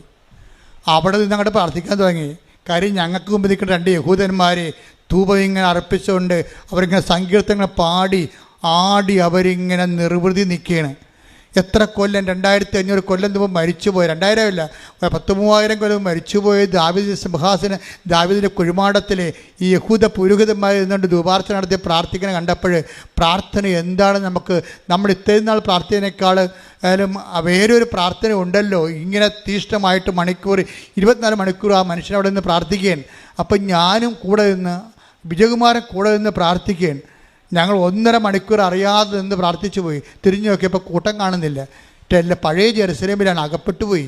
പിന്നെ ഞാൻ കൊന്തയല്ലി ആണ് ആ പണ്ടി ടെല്ലവീവിലേക്ക് ജെറുസലേമിലേക്ക് കണ്ടുപിടിച്ചത്. കൊന്തയല്ലി 1.5 മണിക്കൂർ നടന്നു കയറപ്പെടാം. അതിൻ്റെ അത് പെട്ടുപോയി, പിന്നെ രക്ഷപ്പെടാൻ പാടില്ല. പക്ഷെ മാതാവ് കൂടെ ഉണ്ടായിരുന്നു. എനിക്ക് ഞാൻ കാറിൽ പോകുമ്പോൾ അമ്മയോട് പറഞ്ഞു, അമ്മേ ഞാൻ ഹോട്ടലിൽ നിന്ന് ഇറങ്ങിയപ്പോൾ വണ്ടി ഏതാണെന്ന് കണ്ടില്ല, അതിൻ്റെ ഡിസൈൻ അറിഞ്ഞില്ല, അതിൻ്റെ പേരറിയാൻ പാടില്ല. ഞങ്ങളെ കൊണ്ടുവന്ന ഞങ്ങൾക്ക് അത് 16 ലൈൻ റോഡാണ്. നമ്മുടെ 4 ലൈനല്ല, 16 ലൈൻ റോഡാണ്. അങ്ങോട്ടും ഇങ്ങോട്ടും വണ്ടി ഇങ്ങനെ നൂല് പോലെ ഇങ്ങനെ പാകിയിട്ടിരിക്കുകയാണ്. അതിൻ്റെ ഇടയ്ക്ക് ഈ പണ്ടി ഇവിടെ പോയി. നേരത്തെ അവർ ഞങ്ങളോട് ഹോട്ടലിൽ നിന്ന് ഇറങ്ങിയപ്പോഴേ പറഞ്ഞാൽ, നിങ്ങൾ ഒരു കാരണവശാലും കൂട്ടം തെറ്റി പോയരുത്, കൂട്ടം തെറ്റി പോയാൽ ഹോട്ടലിലേക്ക് വിളിക്കാനേ പറ്റത്തുള്ളൂ എന്ന് പറഞ്ഞ് ഹോട്ടലിൻ്റെ നമ്പർ തന്ന്. ഹോട്ടൽ 90 കിലോമീറ്റർ അകലെയാണ്. പക്ഷേ വിജയകുമാറിൻ്റെ ഫോണിൽ ചാർജുമില്ല. അപ്പോൾ അതിൻ്റെയൊക്കെ അകപ്പെട്ടു. പഴയ ജെറുസലേമിനകത്ത് കുഡൂസിൽ അകപ്പെട്ടു പോയി. അപ്പോഴെന്ത് ചെയ്യും? ഞാൻ പറഞ്ഞു, ഒന്നും ചെയ്യണ്ട, ജപമാല ചെല്ലാൻ പറഞ്ഞ്. ഞങ്ങൾ ഒരു ജപമാല ചെല്ലിയിട്ട് കണ്ട വഴി, തെക്കും വടക്കും അറിയാൻ പാടില്ല, നല്ല ഉച്ച 12 മണി നേരം, നല്ല ഒരു 40 ഡിഗ്രി ചൂട്, അങ്ങോട്ട് പോകുമ്പോൾ അങ്ങോട്ടും ഇങ്ങോട്ട് വഴി, പടിഞ്ഞോട്ട് വഴി, പിന്നെ അങ്ങോട്ട് പോകുമ്പോൾ പിന്നെ ഇടക്കോട്ട് വലത്തോട്ടും വഴി, പിന്നെയും വഴി. ഏത് വഴിയാണ് റോഡെന്ന് എവിടെ എത്തുമെന്ന് ഒരു പിടിയില്ല, വെച്ച് നടക്കുകയാണ്. അപ്പം ഞാൻ പറഞ്ഞു, അമ്മേ നീ നടന്ന വഴിയാണത്. ഞങ്ങൾക്ക് 2 പേർക്ക് ആദ്യമായിട്ട് ഇവിടെ വന്ന് ലാൻഡ് ചെയ്യേണ്ടതാണ്. ഞങ്ങൾക്ക് ഇവിടുത്തെ വഴിയൊന്നും അറിയത്തില്ല, ഞങ്ങളുടെ വണ്ടിയും അറിയത്തില്ലെന്ന് പറഞ്ഞു. അപ്പം ഞാനീ കൊന്ത ചൊല്ലി തീരും, അപ്പം നീ ഞങ്ങളുടെ വഴിയിലെത്തിച്ചിരിക്കുമെന്ന് പറഞ്ഞു. അപ്പോൾ വിജയകുമാർ പറഞ്ഞ്, അപ്പോഴാദ്യമായിട്ടാണ് ഒരു വിശ്വാസം പ്രയോഗത്തിൽ വരണത്. പുള്ളിക്ക് കണ്ട് ഞെട്ടണത് അങ്ങനെ. ഞാൻ പറഞ്ഞു 5-ാമത്തെ ദിവസത്തിൻ്റെ പിതാവിൻ്റെയും പുത്രൻ്റെയും പറഞ്ഞപ്പോൾ ഉണ്ട് ഞങ്ങൾ റോഡേ എത്തി അവിടെ. പക്ഷേ റോഡേ എത്തുമ്പോൾ എന്ത് റോഡാണ് ഈ കാണുന്നത്? 16 ലൈൻ റോഡാണ്. ഇൻ്റർനാഷണൽ ടൗൺ സിറ്റിയല്ലേ. അവിടെ ചെന്ന് അകപ്പെട്ട് ഏത് വണ്ടി, നമ്മുടെ വണ്ടി എവിടെ പോയെന്ന് ആർക്കറിയാം? നമ്മുടെ മൊബൈലും വർക്ക് ചെയ്യണില്ല. എനിക്ക് പിന്നെ റോമിംഗ് ഇല്ല. സാറിന് റോമിംഗ് ഉണ്ട്, പക്ഷേ അവിടെ ബാറ്ററി വർക്ക് ചെയ്യണില്ല. ആകെപ്പാടെ കുഴപ്പത്തിലായി. വിജയകുമാറിനോട് പറഞ്ഞു സാറേ ഒരു വണ്ടി, ഞാൻ പറഞ്ഞു സാറേ ഒരു വണ്ടി എടുക്ക്. ഒരു ടാക്സി എടുത്ത് ടാക്സി വന്ന് നിന്ന് ടാക്സിക്കാരൻ ഞങ്ങളോട് ചോദിക്കുകയാണ് എവിടെ പോകണമെന്ന്. ഞങ്ങൾക്കറിയാമല്ലോ എവിടെ പോകണമെന്ന്. ഞങ്ങളുടെ വണ്ടി പിടിക്കാനാണ് ഇയാളെ വിളിച്ചിരിക്കുന്നത് അറിയാമോ? അപ്പോൾ വണ്ടി എവിടെയാണെന്ന് ഞാൻ ചോദിക്കത്തില്ലേ? അപ്പോൾ ഞാൻ പറഞ്ഞു ഗെറ്റലാണെന്ന് പറഞ്ഞു, മുമ്പോട്ട് പോകാൻ പറഞ്ഞു കഴിഞ്ഞപ്പോൾ ഇയാൾ ഇടയ്ക്കിടയ്ക്ക് പറയുന്നുണ്ട്. അപ്പോൾ ഇയാൾ എവിടെ പോകണമെന്ന് പറഞ്ഞ്, അപ്പോൾ സാറ് പറഞ്ഞ് ഗെറ്റലാണ് അപ്പോൾ മുമ്പോട്ട് പോകാൻ ഗ്രോഫ്രണ്ട് അത് പറയുന്നുണ്ട്. പക്ഷേ അപ്പം ഞങ്ങൾ രണ്ടും കൂടി ജവമാല ചൊല്ലിക്കൊണ്ടിരിക്കുകയാണ്. എൻ്റെത് ഡ്രൈവറും വണ്ടിയൊന്നും അല്ല പ്രശ്നം, ഈ ജവമാല കൃത്യമായിട്ട് ചെല്ലുക എന്നുള്ള ആ സമയത്ത് ജവമാല ചൊല്ലിക്കൊണ്ടേ ഇരിക്കുകയാണ്. അപ്പോൾ എൻ്റെ മനസ്സിൽ സാറിനോട് പറഞ്ഞു സാറേ 5-ാമത്തെ ദിവരഹസ്യത്തിന് നമ്മൾക്ക് ഈ സ്ഥലത്തെത്തിയെങ്കിൽ അടുത്ത കൊന്ത തീരുമ്പോൾ ഈ വണ്ടി കൊണ്ടുവന്ന് നമ്മുടെ മുമ്പിൽ അമ്മ തരുമെന്ന് പറഞ്ഞു. അമ്മ തരും. അപ്പോൾ ഞാൻ സാറും കൂടി ചെല്ലിയിട്ട് അപ്പോൾ ഡ്രൈവർ ഇടയ്ക്ക് ഞങ്ങളെ പ്രാർത്ഥനയ്ക്ക് ഉതപ്പുണ്ടാക്കുന്നുണ്ട്. അയാൾ അപ്പോൾ വിജയകുമാർ ചോദിച്ചു വാ മിണ്ടാതിരിക്കേ നിങ്ങൾക്ക് എത്ര രൂപ വേണം? അപ്പോൾ പറഞ്ഞ് എന്താ അയാളെ $500. ഉടനെ $500 എടുത്ത് അയക്ക് കൊടുത്ത്. എവിടെ? 2 കിലോമീറ്ററേ പോയിട്ടുള്ളൂ. ഞങ്ങൾ മണ്ടന്മാരെ ഇന്ത്യക്കാരാണെന്ന് അയാൾക്കറിയാം. കാര്യം ഇത് വഴി അറിയാൻ വല്ലതും കയറി ഇരിക്കുക, സ്ഥലം പറയാവല്ലിരിക്കുക. ഇന്ത്യക്കാരുടെ ആരും 2 മണ്ടന്മാർ കേട്ടിട്ടുണ്ട്. ഇന്ത്യക്കാരെ മണ്ണൊന്നും വേണ്ട, ഇന്ത്യക്കാർ ലോകത്തിലെ ഏറ്റവും വലിയ ബുദ്ധിയുള്ളവരാണ്. പക്ഷേ ഞങ്ങൾ അവിടെ ചെന്നപ്പോൾ ഇയാൾക്ക് വഴി പറഞ്ഞ് ഞങ്ങൾക്കറിയത്തില്ല അവിടെ തെക്കും വടക്കും. ഞങ്ങളുടെ ജീവിതം അങ്ങനെ അകപ്പെട്ടിരിക്കുകയാണ്. അപ്പോൾ എൻ്റെ മനസ്സിലിരിക്കണ കൊന്ത മാത്രമേ ഒരു ഉറപ്പുള്ളൂ. ഇതാണ് നമ്മുടെ ഈ പാത്ത് ഫൈൻഡർ എന്ന് പറഞ്ഞ സാധനം ഇതാണ്. ഇത് വെച്ചുള്ള കളിയാണ് നമുക്കറിയാവുന്നത്. അപ്പോൾ ഞാൻ ഈ കൊന്ത തീരണ സമയത്ത് 4-ാമത്തെ കൊന്ത തീരുമ്പോൾ തന്നെ അമ്മ പറഞ്ഞ് വണ്ടി ചുവപ്പാണെന്ന് പറഞ്ഞ്. അപ്പോൾ വണ്ടി ചുവപ്പ് നിറവാണ്, താഴെ കറുപ്പുണ്ടെന്ന് പറഞ്ഞ്. ഞാൻ ഉടനെ സാറിനോട് സാറേ ചുവപ്പ് വണ്ടിയാണെന്ന് അമ്മ പറയുന്നുണ്ട്, താഴെ കറുപ്പുണ്ടെന്ന് പറയുന്നുണ്ട്.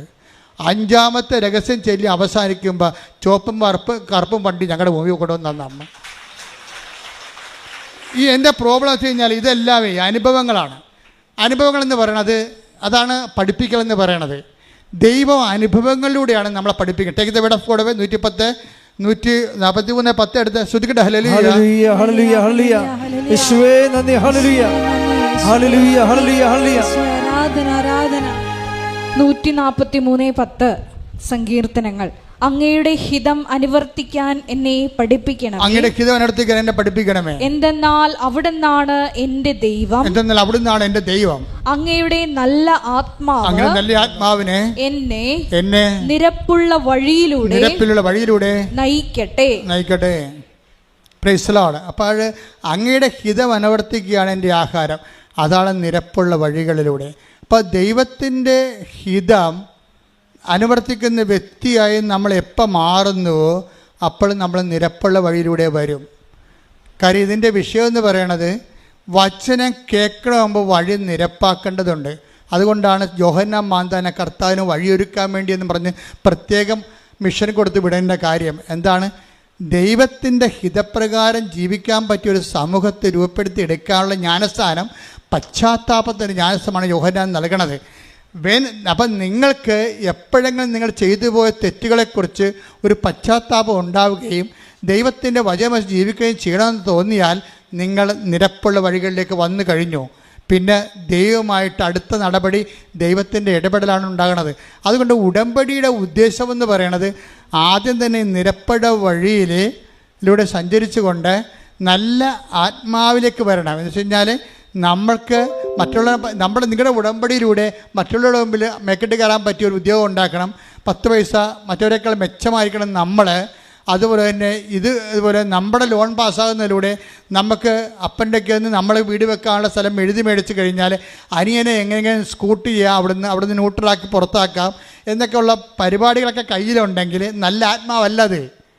നിങ്ങളുടെ നിയോഗം കൊണ്ട് തന്നെ നിങ്ങളെല്ലാവരും നീറി അവസാനിക്കണത്. എന്താ കാര്യം? എല്ലാ നിയോഗത്തിലും തരികിടയുണ്ട്. അതെല്ലാം ചെയ്തതിന് ശേഷം അത് നേടിയെടുത്തതിലൂടെ മറ്റുള്ളവർക്കൊരു പണി കൊടുക്കാൻ വേണ്ടി നിങ്ങൾ വിചാരിക്കുന്നുണ്ടാവും. ഇതാണ് വിഷയം. നിങ്ങൾക്ക് പണ്ട് പണി തന്ന ആൾക്കാർക്ക് എല്ലാം മുമ്പേ തലേലും കെട്ടി ജീവിക്കാൻ വേണ്ടി നിങ്ങൾ ഭൗതിക ആനുകൂല്യത്തോട് ദൈവത്തോട് ചോദിച്ചു കഴിഞ്ഞാൽ അത് നല്ല ആത്മാവല്ല. അപ്പം അതുകൊണ്ട് അങ്ങനെയുള്ള നിയമങ്ങളെല്ലാം പൊളിച്ചെഴുതണം. എന്നിട്ട് നിരപ്പുള്ള വഴികളിലൂടെ ദൈവഹിതപ്രകാരം ജീവിക്കാൻ വേണ്ടി നിത്യത ലക്ഷ്യമാക്കിക്കൊണ്ട് പോകുമ്പോൾ അമ്മ ഓട്ടോമാറ്റിക്കായിട്ട് വന്ന് മധ്യസ്ഥം വഹിക്കും. അമ്മ മധ്യസ്ഥം വഹിക്കുന്ന രീതി കണ്ടില്ലേ? ആ ഒരു ജപമാല, നീ ഒരു ജപമാല ഉണ്ടെങ്കിൽ നമുക്ക് ഈ ജന്മം കടുത്ത ജന്മം ജീവിക്കാൻ പറ്റും. അതാണ് ഞാൻ എൻ്റെ ജീവിതത്തിൽ നിന്ന് പഠിച്ചത്.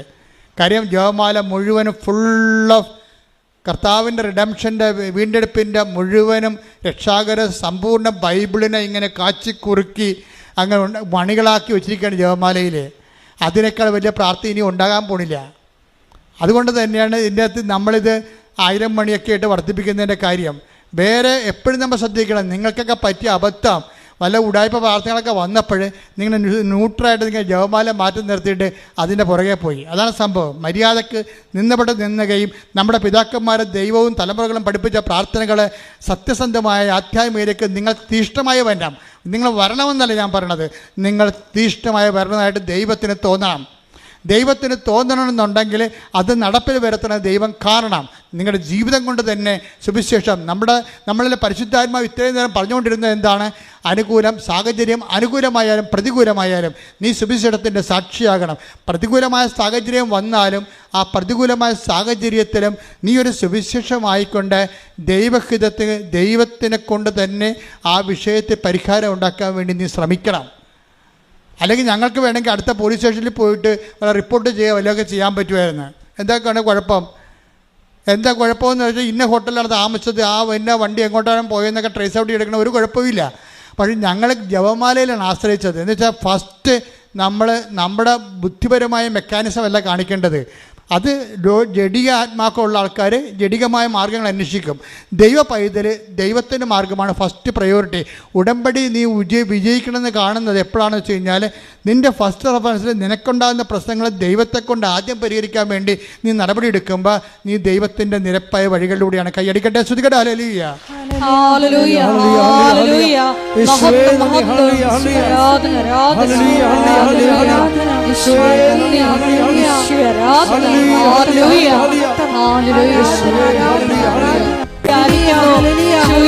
ആത്മാവിനാൽ നയിക്കപ്പെടുവാൻ എപ്പോഴും നിന്റെ ഹിതം അനുവർത്തിക്കുവാൻ ഈ ആരാധനയിലൂടെ ഞങ്ങൾ അഭിഷേകം ചെയ്യണമേ. ആരാധന, ആരാധന. ഹല്ലേലൂയ, ഹല്ലേലൂയ, ഹല്ലേലൂയ, ഹല്ലേലൂയ. മഹത്വം, മഹത്വം. ഒരു നിമിഷം നിങ്ങളുടെ ജീവിത അവസ്ഥകളെ അമ്മയുടെ മധ്യസ്ഥത്തിൽ ഈശോയുടെ നാമത്തിൽ ഓർക്കുക. കണ്ണുകൾ കൂപ്പി കൈകളടച്ച്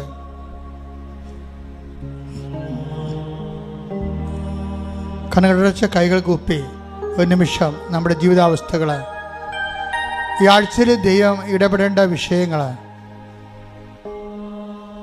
പരിശുദ്ധ അമ്മയുടെ മാധ്യസ്ഥത്തിൽ ഈശോയ്ക്ക് സമർപ്പിക്കുക.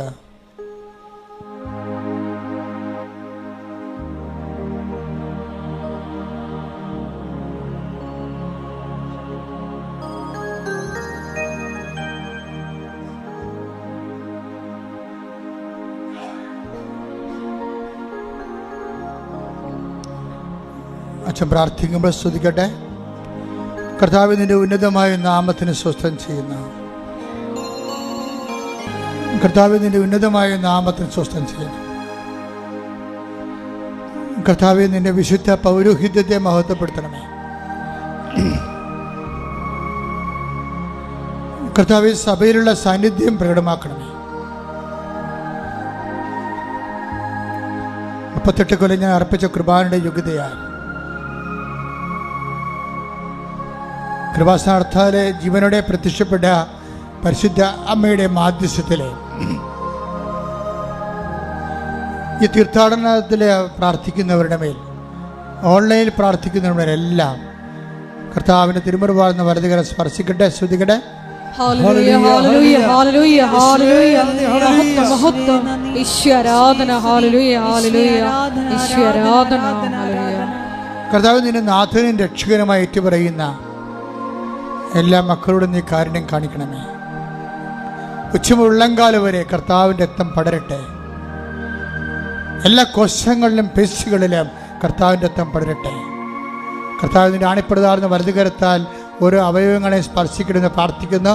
മാരക രോഗങ്ങൾ, തീരാവേദികൾ, ആന്തരിക അവയവങ്ങളുടെ രോഗങ്ങൾ, ക്യാൻസർ സിസ്റ്റുകൾ, ശ്വാസകോശ രോഗങ്ങൾ, കരരോഗങ്ങൾ, കിഡ്നി രോഗങ്ങൾ, ഗർഭാശയ രോഗങ്ങൾ, ആമാശയ രോഗങ്ങൾ, കുടരോഗങ്ങൾ, തൈറോയ്ഡ് രോഗങ്ങൾ, ടോൺസിൽ രോഗങ്ങൾ, സ്പോണ്ടിലോസിസ് രോഗങ്ങൾ യേശു ക്രിസ്തുവിൻ്റെ ഉന്നതമായ നാമത്തിൽ മാറിപ്പോകട്ടെ.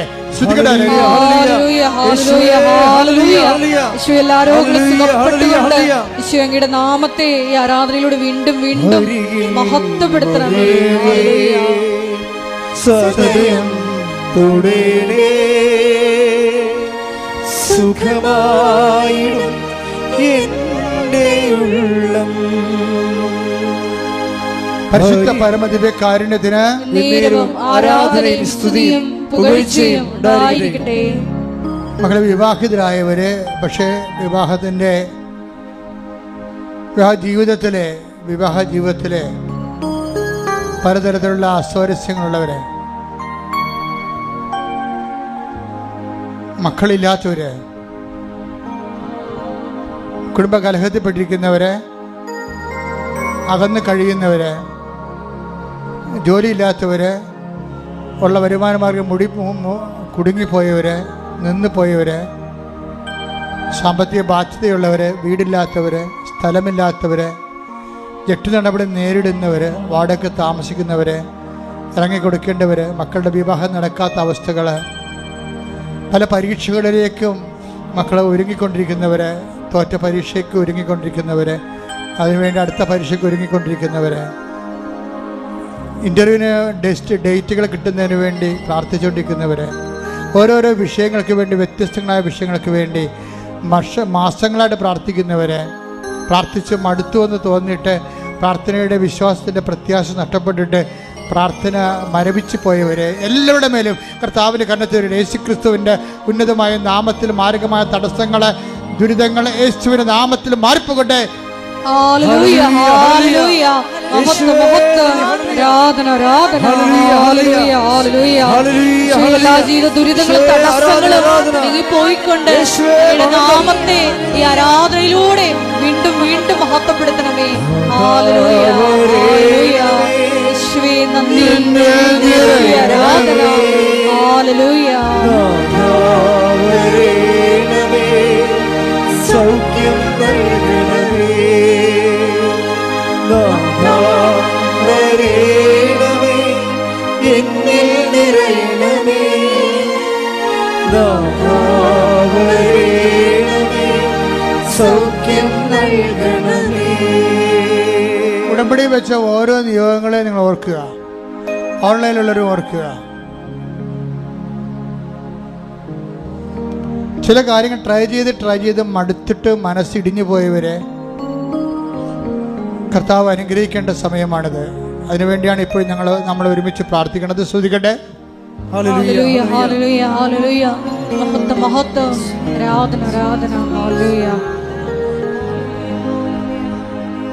അസ്ഥികൾ ഒരുങ്ങി, അതായത് മുട്ട് എപ്പോഴും കസേര ഇരിക്കണ കാണാം. പ്രധാന പ്രശ്നം മുട്ടുകുത്താൻ പാടില്ല.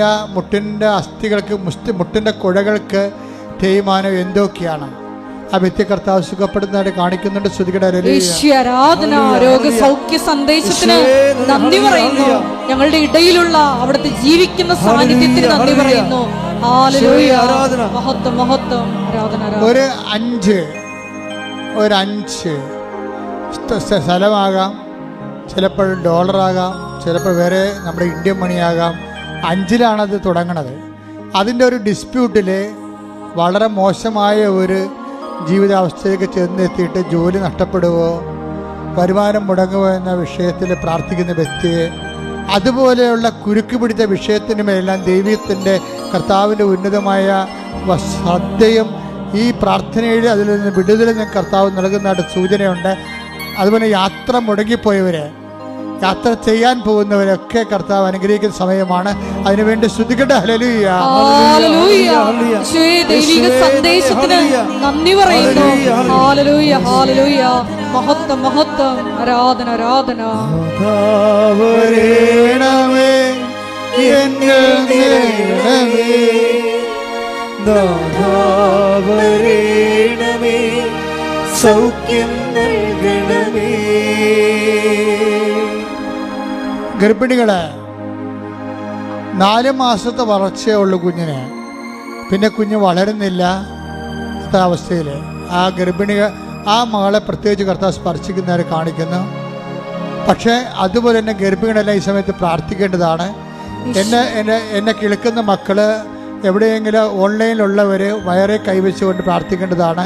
മക്കളില്ലാത്തവർ, മക്കളുള്ള മക്കൾക്ക്, ഗർഭിണികൾക്ക് പ്രയാസങ്ങളുള്ളവർ വയറെ കൈവച്ചുകൊണ്ട് അവർക്ക് വേണ്ടി മറ്റുള്ള ബന്ധുക്കൾ കേൾക്കുന്നവരെ സ്തുതിക്കട്ടെ. ഹല്ലേലൂയ, ഹല്ലേലൂയ, ഹല്ലേലൂയ, ഹല്ലേലൂയ. ആരാധന, ആരാധന. ഹല്ലേലൂയ. ഈ സന്ദേശത്തിന് നന്ദി പറയുന്നു. ഹല്ലേലൂയ. എല്ലാ ഗർഭിണിയായ മക്കളെ അനുഗ്രഹിക്കണമേ. പരിശുദ്ധ പരമദിവ്യകാരുണ്യത്തിന് നേരവും ആരാധനയും സ്തുതിയും പുകഴ്ചയും ഉണ്ടായിരിക്കട്ടെ. കണ്ണിന് കാഴ്ചക്കുറവുള്ള എന്നതിനേക്കാളുപരി കണ്ണിന് കളറ് മാറുന്നു, ഒരു ചാര നിറമായിക്കൊണ്ടിരിക്കുന്നു, കാഴ്ച മങ്ങുന്നു. ആ വ്യക്തികളെ, കണ്ണിൻ്റെ വിഷമമുള്ളവരെ കണ്ണെടുത്തോട്ട് സ്തുതിക്കണം. ഞാനീ പറഞ്ഞ പ്രത്യേക വിഷയത്തിൻ്റെ പേര് ദൈവത്തിന്റെ സൗഖ്യം ഉണ്ടാകുന്നുണ്ട്. സ്തുതിക്കട്ടെ. ഹല്ലേലൂയ, ഹല്ലേലൂയ, ഹല്ലേലൂയ, ഹല്ലേലൂയ. യേശുവേ ആരാധന. ഹല്ലേലൂയ, ഹല്ലേലൂയ. യേശുവേ കാഴ്ച സംബന്ധമായ ബുദ്ധിമുട്ടുള്ള എല്ലാ മക്കളെയും യേശുവേ തുടരണമേ എന്ന് പ്രാർത്ഥിക്കുന്നു. ഹല്ലേലൂയ, ഹല്ലേലൂയ, ഹല്ലേലൂയ. മൗനമായി പ്രാർത്ഥിക്കേണ്ട സമയമാണ്.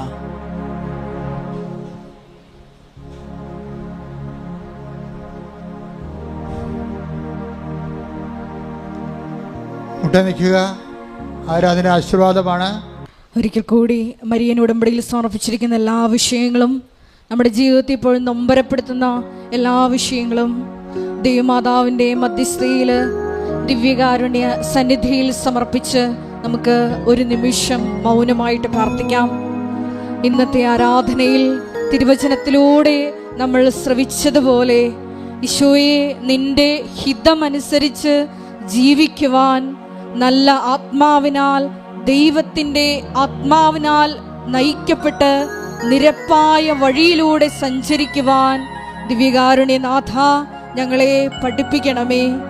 ഭൂമിയിൽ അങ്ങയുടെ ഹിതം മാത്രം അനുവർത്തിച്ചുകൊണ്ട് നീ ഏൽപ്പിച്ച ജോലി പൂർത്തിയാക്കുവാൻ മരിയൻ ഉടമ്പടിയെടുത്ത് പ്രാർത്ഥിക്കുന്ന ഞങ്ങളെ ഓരോരുത്തരെയും തിരഞ്ഞെടുത്ത് അഭിഷേകം ചെയ്യണമേ എന്ന് പ്രാർത്ഥിച്ചുകൊണ്ട് ശിരസ് നമിച്ച് നമുക്ക് ദിവ്യകാരുണ്യനാഥന്റെ ആശീർവാദം സ്വീകരിക്കാം.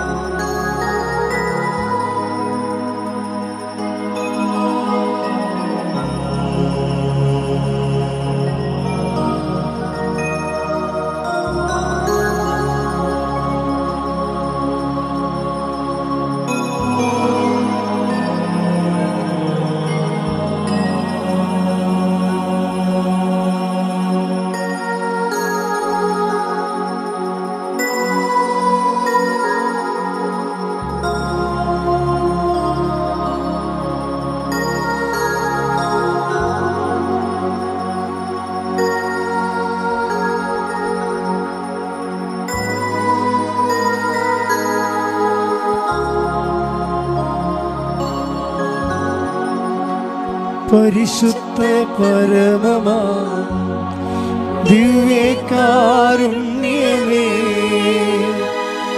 എന്നുമെന്നും അങ്ങേയ്ക്കാരാധന. പരിശുദ്ധ പരമമാ ദിവ്യകാരുണ്യമേ, എന്നുമെന്നും അങ്ങേയ്ക്കാരാധന. പരിശുദ്ധ പരമമാ ദിവ്യകാരുണ്യമേ, എന്നുമെന്നും അങ്ങേയ്ക്കാരാധന. ആവേ ആവേ ആവേ മരിയ, ആവേ ആവേ ആവേ മരിയ.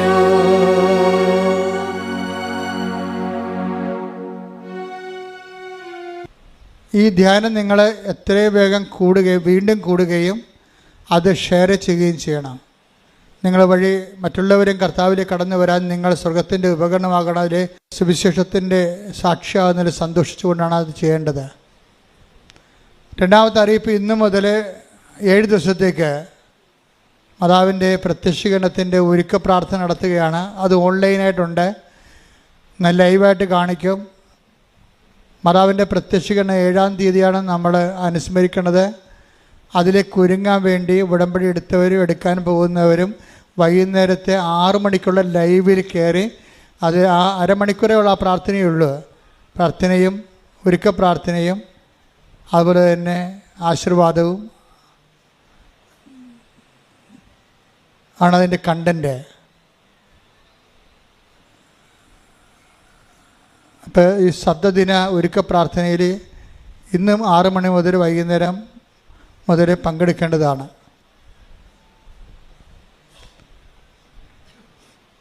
അത് അമ്മ പ്രത്യക്ഷപ്പെട്ട 7-ാം തീയതി വരെ ആ പ്രാർത്ഥന ഒരുക്ക പ്രാർത്ഥനയായിട്ടും ഉടമ്പടി ചെയ്ത എല്ലാവർക്കും വേണ്ടിയുള്ള ദൈവാനുഗ്രഹ പ്രാർത്ഥനയാണ്. മൂന്നാമത്തെ അറിയിപ്പ്, ഇപ്പോൾ എല്ലാ ദിവസവും നമ്മളറിയാം, ഞാനാ നിങ്ങളെ വിളിച്ചുകൊണ്ട് നടത്തണമെന്ന് തോന്നണം. കാര്യം അനുദിന അനുഗ്രഹ പ്രാർത്ഥന എന്ന് പറഞ്ഞ് ഒക്ടോബർ മാസത്തിൽ റാലിയോടുകൂടി അമ്മ നമുക്ക് നൽകിയ ഒരു വരദാനമാണത്, അനുദിന അനുഗ്രഹ പ്രാർത്ഥന. അപ്പോൾ ഏറ്റവും ഷോർട്ടായിട്ടുള്ള ആദ്യകാലങ്ങളിൽ ചൊല്ലിയിരുന്ന പ്രത്യക്ഷ പ്രാർത്ഥനയാണ് ചെല്ലണത്. അപ്പം നിങ്ങളുടെ പ്രാർത്ഥന നിങ്ങൾ ആ വലിയ പ്രാർത്ഥന മുടക്കരുത്, അതിൻ്റെ അകത്താണ് കണ്ടൻറ്റ് വൈസ് റിച്ച് ആയിരിക്കണത്. ഇത് ചെറിയ പ്രാർത്ഥന ആദ്യം തന്നത്, ആ പ്രാർത്ഥനയും അതിനുശേഷം അന്നത്തെ ആവശ്യത്തിന് വേണ്ടിയുള്ള നിങ്ങളുടെ ഓരോ മൂവ്മെൻറ്റുകളും യാത്രകളും സംസാരങ്ങളും ചർച്ചകളും ഒപ്പുകളും രജിസ്ട്രേഷനും സ്ഥാപനങ്ങളിൽ പോകുന്നതും ജോലി അന്വേഷിക്കുന്നതും വാഹനങ്ങളും എല്ലാം സമർപ്പിച്ചുകൊണ്ടുള്ള ഫീഡിംഗ് പ്രെയർ എന്ന് പറയും. അതാണ് രണ്ടാമത്തെ ഘട്ടം. ആദ്യം നിയോഗ പ്രാർത്ഥനയായിട്ട് വരുന്നത് ആദ്യത്തെ പ്രാർത്ഥന പ്രത്യക്ഷ പ്രാർത്ഥന, രണ്ടാമത്തെ വരുന്നത് ഫീഡിംഗ് പ്രെയർ, മൂന്നാമത്തത് ഒരു വചനം വായിക്കും, അതാണ് ഡെയിലി ബ്രെഡ് എന്ന് പറയണത്. ഇതെല്ലാത്തിനും കൂടി പറയുന്ന പേരാണ് ഡെയിലി ബ്രെഡ്. അതെല്ലാ ദിവസവും 5:30-ക്കാണ്. അച്ഛനോട് കൂടി നിങ്ങൾക്ക് എഴുന്നേൽക്കാനും പ്രത്യക്ഷ പ്രാർത്ഥന ചെല്ലാനും അന്നത്തെ ദിവസം അനുഗ്രഹിച്ചെടുക്കാനും വെറും 12 മിനിറ്റ് ആ പ്രാർത്ഥനയുള്ളൂ, അല്ലാതെ 2 മണിക്കൂറൊന്നുമില്ല, വെറും 12 മിനിറ്റ്. അതുപോലെ ആ 12 മിനിറ്റ് കൂടിയതിന് ശേഷം അത് ഷെയർ ചെയ്യണം. സന്ദേശം ഒരു വചനമേ പറയത്തുള്ളൂ, ആ വചനത്തിൻ്റെ അന്നത്തെ ജീവിതബന്ധിയായ ദൈവ വെളിപാടും നൽകും. അതാണ് അനുദിന അനുഗ്രഹ പ്രാർത്ഥന എന്ന് പറയുന്നത്. എല്ലാ ദിവസവും ഉണ്ട്. അപ്പം അത് നിങ്ങൾ കൂടണം, മറ്റുള്ളവർക്ക് ഷെയർ ചെയ്യണം, മറ്റുള്ളവർക്ക് പറയണം.